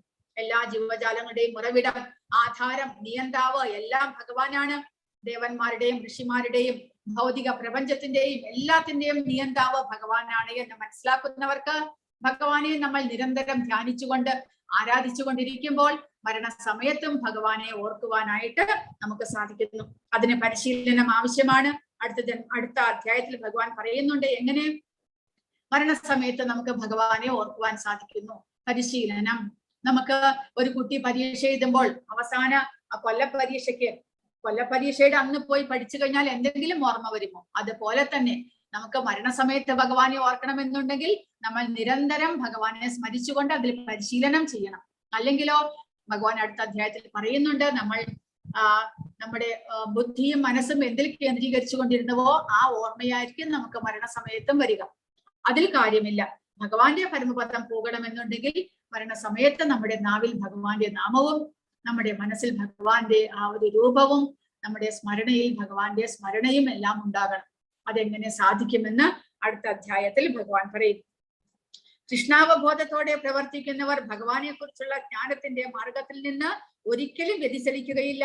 കൃഷ്ണാവബോധത്താലുള്ള അതീന്ദ്രിയ സമ്പർക്കം കൊണ്ട് ഭഗവാൻ ഏതു വിധത്തിൽ ഭൗതിക പ്രപഞ്ചത്തെയും ദേവന്മാരെയും കൂടി നിയന്ത്രിക്കുന്നു എന്ന് അയാൾക്കറിയാൻ കഴിയും. ക്രമേണ അതേ സമ്പർക്കം കൊണ്ട് തന്നെ ഭഗവാനിൽ വിശ്വാസദാർഢ്യം ഉണ്ടാകുന്നു.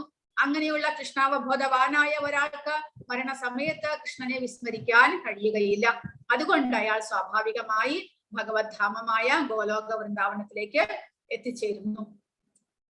അപ്പോൾ സത്സംഗം കൊണ്ട് കൃഷ്ണാവബോധം വളർന്നു വരുമ്പോൾ ജീവാത്മാവിനെ മനസ്സിലാകും താൻ കൃഷ്ണനെ മറന്നു പോയത് കൊണ്ടാണ് ഭൗതിക പ്രകൃതിയുടെ നിയമങ്ങൾക്ക് അധീനപ്പെട്ട് ബദ്ധനായത് എന്ന്. ഈ മനുഷ്യജന്മം കൃഷ്ണാവബോധം വീണ്ടെടുക്കാൻ ഉതകുന്ന ഒരവസരം തരുന്നുവെന്നും അതിനെ അകാരണമായ ഭഗവത് കാരുണ്യലബ്ധിക്ക് വേണ്ടി പൂർണ്ണമായി ഉപയോഗപ്പെടുത്തണമെന്നും കൂടി ബോധ്യപ്പെടും. അപ്പോൾ ഈ അധ്യായം കൊണ്ട് ഇതെല്ലാം നമുക്ക് മനസ്സിലാകുന്നു. നമ്മൾ ഭഗവാനെ മറന്നുപോയത് കൊണ്ടാണ് ഈ ഭൗതികമായ പ്രപഞ്ചത്തിൽ പെട്ടുകൊണ്ട് ഇങ്ങനെ ഒരു ശരീരം സ്വീകരിച്ച് ഈ ഭൗതിക ഗുണങ്ങൾക്ക് അധീനപ്പെട്ടുകൊണ്ട് നമ്മൾ പ്രവർത്തിക്കുന്നത്.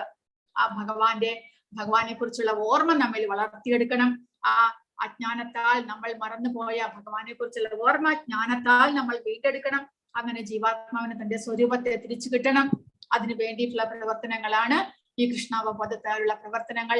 അതെങ്ങനെ നമ്മൾ അനുഷ്ഠിക്കണമെന്ന് ഇനി വരുന്ന അധ്യായങ്ങളിൽ നാളത്തെ 8ാമത്തെ അധ്യായം 9ാമത്തെ അധ്യായം എല്ലാം കൂടെ ഭഗവാൻ പറഞ്ഞു തരുന്നുണ്ട്. ഹരേ കൃഷ്ണ. ഇനി ഒരു 2 നിമിഷം നിങ്ങൾ കാത്തിരിക്കുകയാണെങ്കിൽ ഞാൻ ആ ഗോലോക ചാർട്ട് ഒന്ന് കാണിക്കാം. അതിൽ ഭഗവാൻ അതിൽ നമ്മളിപ്പോൾ പറഞ്ഞതുപോലെ ഭഗവാന്റെ പുരുഷ അവതാരങ്ങളെ കുറിച്ച് അതിൽ കാണിച്ചിട്ടുണ്ട്.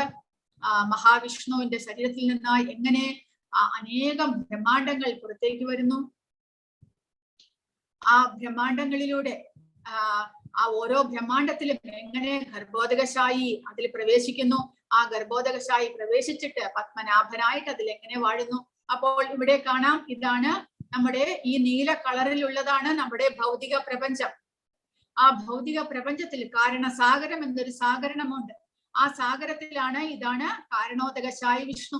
അദ്ദേഹത്തിന്റെ ശരീരത്തിൽ നിന്ന് ഇവിടെ കാണുന്നില്ലേ അനേകം അണ്ടങ്ങൾ, ബ്രഹ്മാണ്ടങ്ങൾ എന്നാണ് അതിനെ പറയുന്നത്, യൂണിവേഴ്സ്. അനേകം യൂണിവേഴ്സ് പുറത്തു വരുന്നു. ആ ഓരോ യൂണിവേഴ്സിലും ഭഗവാന്റെ ശക്തിയാൽ ഭഗവാൻ ഗർഭോദകശായി വിഷ്ണുവായിട്ട് ഇതാണ് നമ്മുടെ ബ്രഹ്മാണ്ടം. ഇപ്പോൾ നമ്മൾ ഇരിക്കുന്ന ബ്രഹ്മാണ്ടം ഇതാണ്. 14 ലോകങ്ങളുള്ള ബ്രഹ്മാണ്ടമാണ് ഇത്. അപ്പോൾ ഈ ബ്രഹ്മാണ്ടത്തിന്റെ ഉള്ളിൽ ഇനി ഒരു വിഷ്ണു, ഗർഭോദക ഓഷൻ, ഗർഭോദക സാഗരമാണിത്. ആ ഗർഭോദക സാഗരത്തിൽ മഹാവിഷ്ണുവിന്റെ അവതാരമായിട്ടുള്ള ഗർഭോദകശായി വിഷ്ണു, ആ ഒരു വിഷ്ണു അദ്ദേഹം അതിൽ പ്രവേശിക്കുന്നു. അതോടുകൂടി ബ്രഹ്മാണ്ടം പ്രവർത്തന നിരതമാകുന്നു. അതിൽ പ്രകൃതി പ്രത്യക്ഷപ്പെടുന്നു. ആ പ്രകൃതി അദ്ദേഹത്തിന്റെ നാഭിയിൽ നിന്ന് ഒരു താമര പുറത്തേക്ക് വരുന്നു. ആ താമരയിൽ ഒരു ബ്രഹ്മാവ് ജനിക്കുന്നു. ആ ബ്രഹ്മാവിനാൽ പിന്നീടുള്ള ക്രിയേഷൻ, പിന്നീടുള്ള സൃഷ്ടിയെല്ലാം നടക്കുന്നു. ഭൗതിക പ്രകൃതിയിൽ പല വിധത്തിലുള്ള ജീവാത്മാക്കളെയെല്ലാം ബ്രഹ്മാവ് സൃഷ്ടിക്കുന്നു. അപ്പോൾ നമുക്കിവിടെ കാണാം 14 ലോകങ്ങളുണ്ട്. ബ്രഹ്മാവിന്റെ ലോകമാണ് ഏറ്റവും ഉന്നതമായ ലോകം, സത്യലോകം. സത്യലോകത്തിന് കീഴെ തപോലോകം, ജനോലോകം, മഹർലോകം, പിന്നീട് സ്വർഗലോകം, പിന്നീട് ഭുവർലോകം, പിന്നീട് നമ്മുടെ ഭൂമി. 7ാമത്തേത് നമ്മുടെ ഭൂമി. പിന്നീട് അതലം, വിതലം, സുതലം, തലാതലം, മഹാതലം, രസാതലം, പാതാളം. ഇങ്ങനെ 14 ലോകങ്ങളാണ്. ഭൂമിക്ക് മുകളിൽ 6 ലോകങ്ങൾ, ഭൂമിക്ക് താഴെ 7 ലോകങ്ങൾ. അതിൽ സുതലം എന്നുള്ള ലോകത്തിലാണ് മഹാബലി വസിക്കുന്നത്. സുതലത്തിലേക്കാണ് മഹാബലിയെ ഭഗവാൻ വാമനൻ പറഞ്ഞു വിട്ടിരിക്കുന്നത്. ആ സുതലം എന്നുള്ളത് ഈ ഭൂമി മാത്രമേ ഈ സുഖദുഃഖങ്ങൾ മിശ്രമായിട്ടുള്ള ഒരു ലോകമായിട്ടുള്ളൂ. മുകളിലേക്ക് പോകുന്തോറും, സ്വർഗലോകത്തിലങ്ങളിലേക്ക് പോകുന്തോറും എല്ലാം വളരെ സുഖസൗകര്യങ്ങൾ കൂടിയ ഇന്ദ്രിയ സുഖഭോഗത്തിന് വേണ്ടി ഉള്ള എല്ലാ സൗകര്യങ്ങളുമുള്ള ലോകങ്ങളാണ് അവിടെ ഉള്ളത്. അവിടെ കഷ്ടപ്പാടുകളോ അതൊന്നുമില്ല. താഴേക്ക് പോയാലും അങ്ങനെ തന്നെ. പക്ഷെ ഭൂമിയിൽ കർമ്മം ചെയ്യാനുള്ള അവസരവും സുഖദുഃഖങ്ങൾ, കർമ്മത്തിന്റെ ഫലം അനുഭവിക്കുന്നതും എല്ലാം ഭൂമിയിൽ മാത്രമേ ഉള്ളൂ എന്നാണ് പറയുന്നത്. അതുകൊണ്ട് ഭൂമിയിൽ ജനിക്കുവാൻ എല്ലാവർക്കും ആഗ്രഹമാണത്രേ. കാരണം ഇവിടെ ഭഗവാനെ സേവിച്ച് നമുക്ക് വളരെ പെട്ടെന്ന് തന്നെ ഭഗവാന്റെ ധാമത്തിലേക്ക് പോകാൻ സാധിക്കും.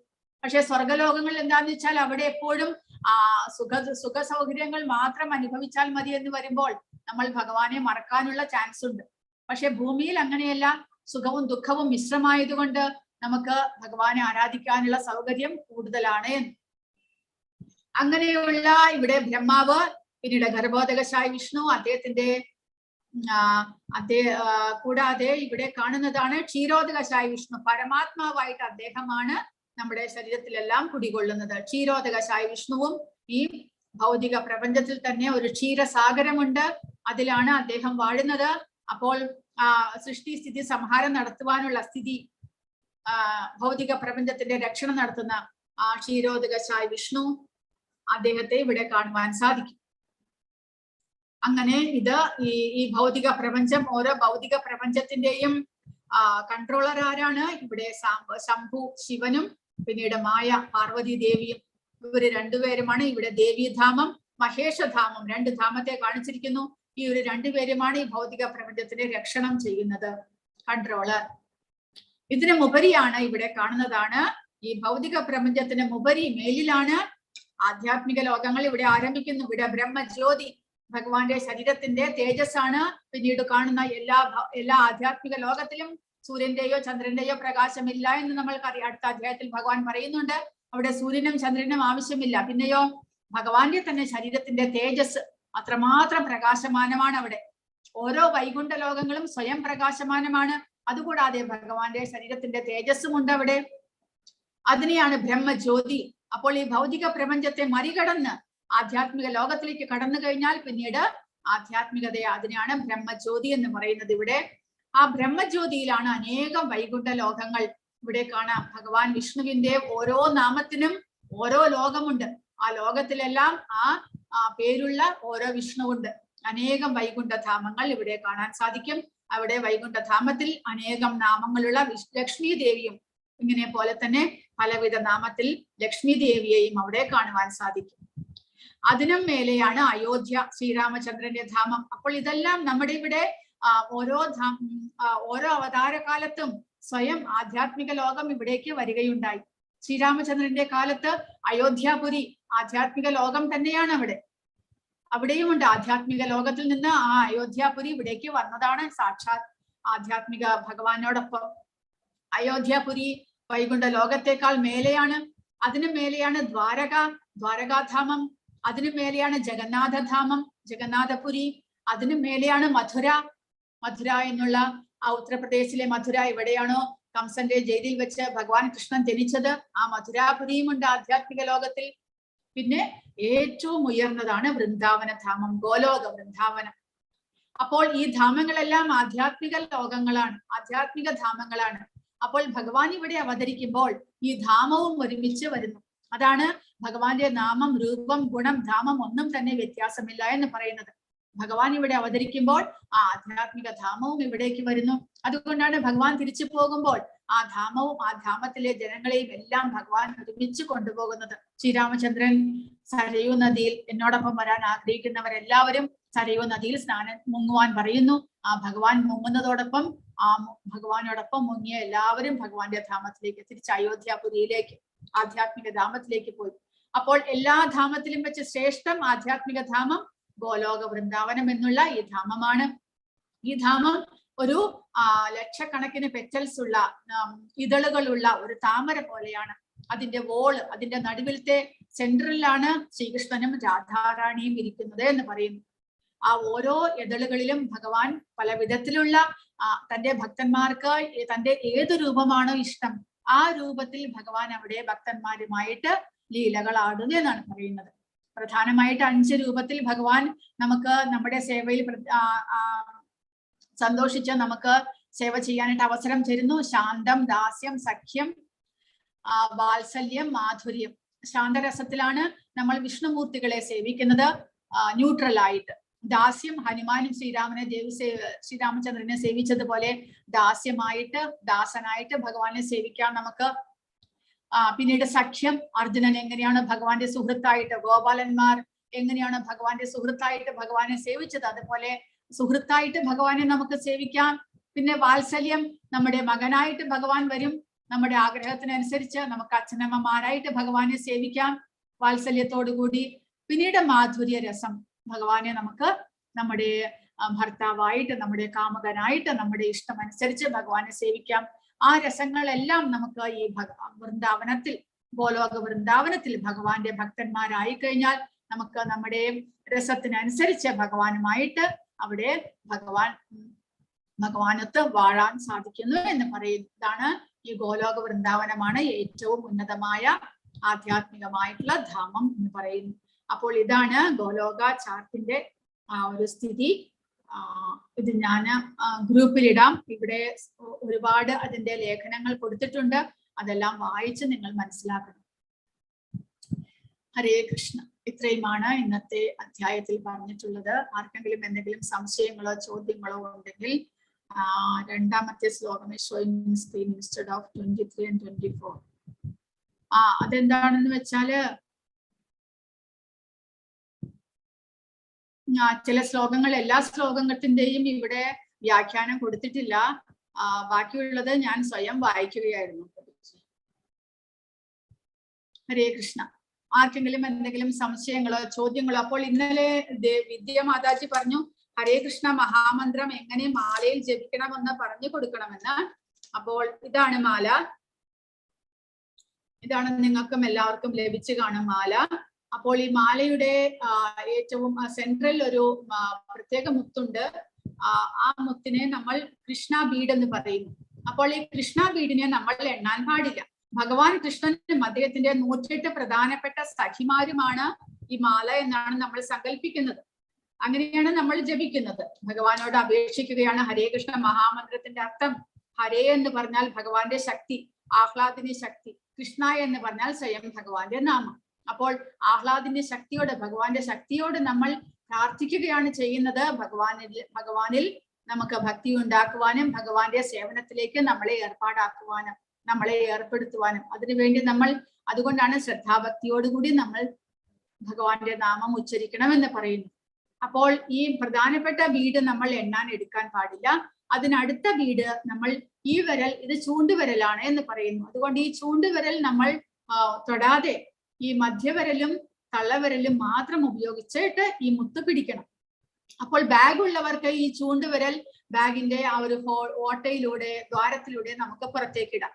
ഈ വിരൽ പുറത്തേക്ക് ഇട്ടിട്ട് ഈ രണ്ട് വിരലും കൊണ്ട് നമ്മൾ ആദ്യം പഞ്ചതത്വ മഹാമന്ത്രം ജയ ശ്രീകൃഷ്ണ ചൈതന്യ പ്രഭു നിത്യാനന്ദ ശ്രീ അദ്വൈത ഗദാധര ശ്രീവാസാദി ഗൗരഭക്ത വൃന്ദ എന്ന് ഒരു തവണ, 108 തവണ ഹരേ കൃഷ്ണ മഹാമന്ത്രം ജപിക്കുന്നതിന് മുൻപ് ഒരു തവണ പഞ്ചതത്വ മഹാമന്ത്രം ജപിക്കണം.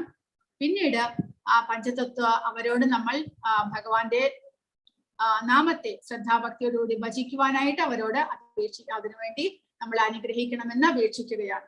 പിന്നീട് ഒരു തവണ ഹരേ കൃഷ്ണ കൃഷ്ണ കൃഷ്ണ ഹരേ ഹരേ, ഹരേ രാമ രാമ രാമ ഹരേ ഹരേ, ഒരു മുത്ത്. അടുത്ത മുത്തിലേക്ക് കടക്കുക. ഹരേ കൃഷ്ണ കൃഷ്ണ കൃഷ്ണ ഹരേ ഹരേ, ഹരേ രാമ രാമ രാമ ഹരേ ഹരേ. പിന്നീട് അടുത്ത മുത്തിലേക്ക് ഹരേ കൃഷ്ണ കൃഷ്ണ കൃഷ്ണ ഹരേ ഹരേ, ഹരേ രാമ രാമ രാമ ഹരേ ഹരേ. ഇങ്ങനെ ഓരോ മുത്തിലും ഓരോ തവണ ഹരേ കൃഷ്ണ മഹാമന്ത്രം ജപിച്ചുകൊണ്ട് നമ്മൾ 108ാമത്തെ മുത്തിലേക്ക് വരുമ്പോൾ അവിടെ വെച്ച് അവസാനിപ്പിക്കുക. പിന്നീട് ഈ മുത്തിനെ ക്രോസ് ചെയ്യരുത്. തിരിച്ച് നമ്മൾ മാല തിരിക്കണം, കൈകൊണ്ട് തിരിച്ചിട്ട് നമ്മൾ 108 എവിടെ അവസാനിപ്പിച്ചുവോ അവിടെ നിന്ന് നമ്മൾ വീണ്ടും തുടങ്ങണം. ആദ്യത്തേതായിട്ട് പഞ്ചതത്വ മഹാമന്ത്രവും ഹരേ കൃഷ്ണ മഹാമന്ത്രവും നമ്മൾ വീണ്ടും തുടങ്ങണം. അപ്പോൾ ഈ മുത്തിനെ കവച്ചു വെക്കരുത്, ക്രോസ് ചെയ്ത് പോകരുത്.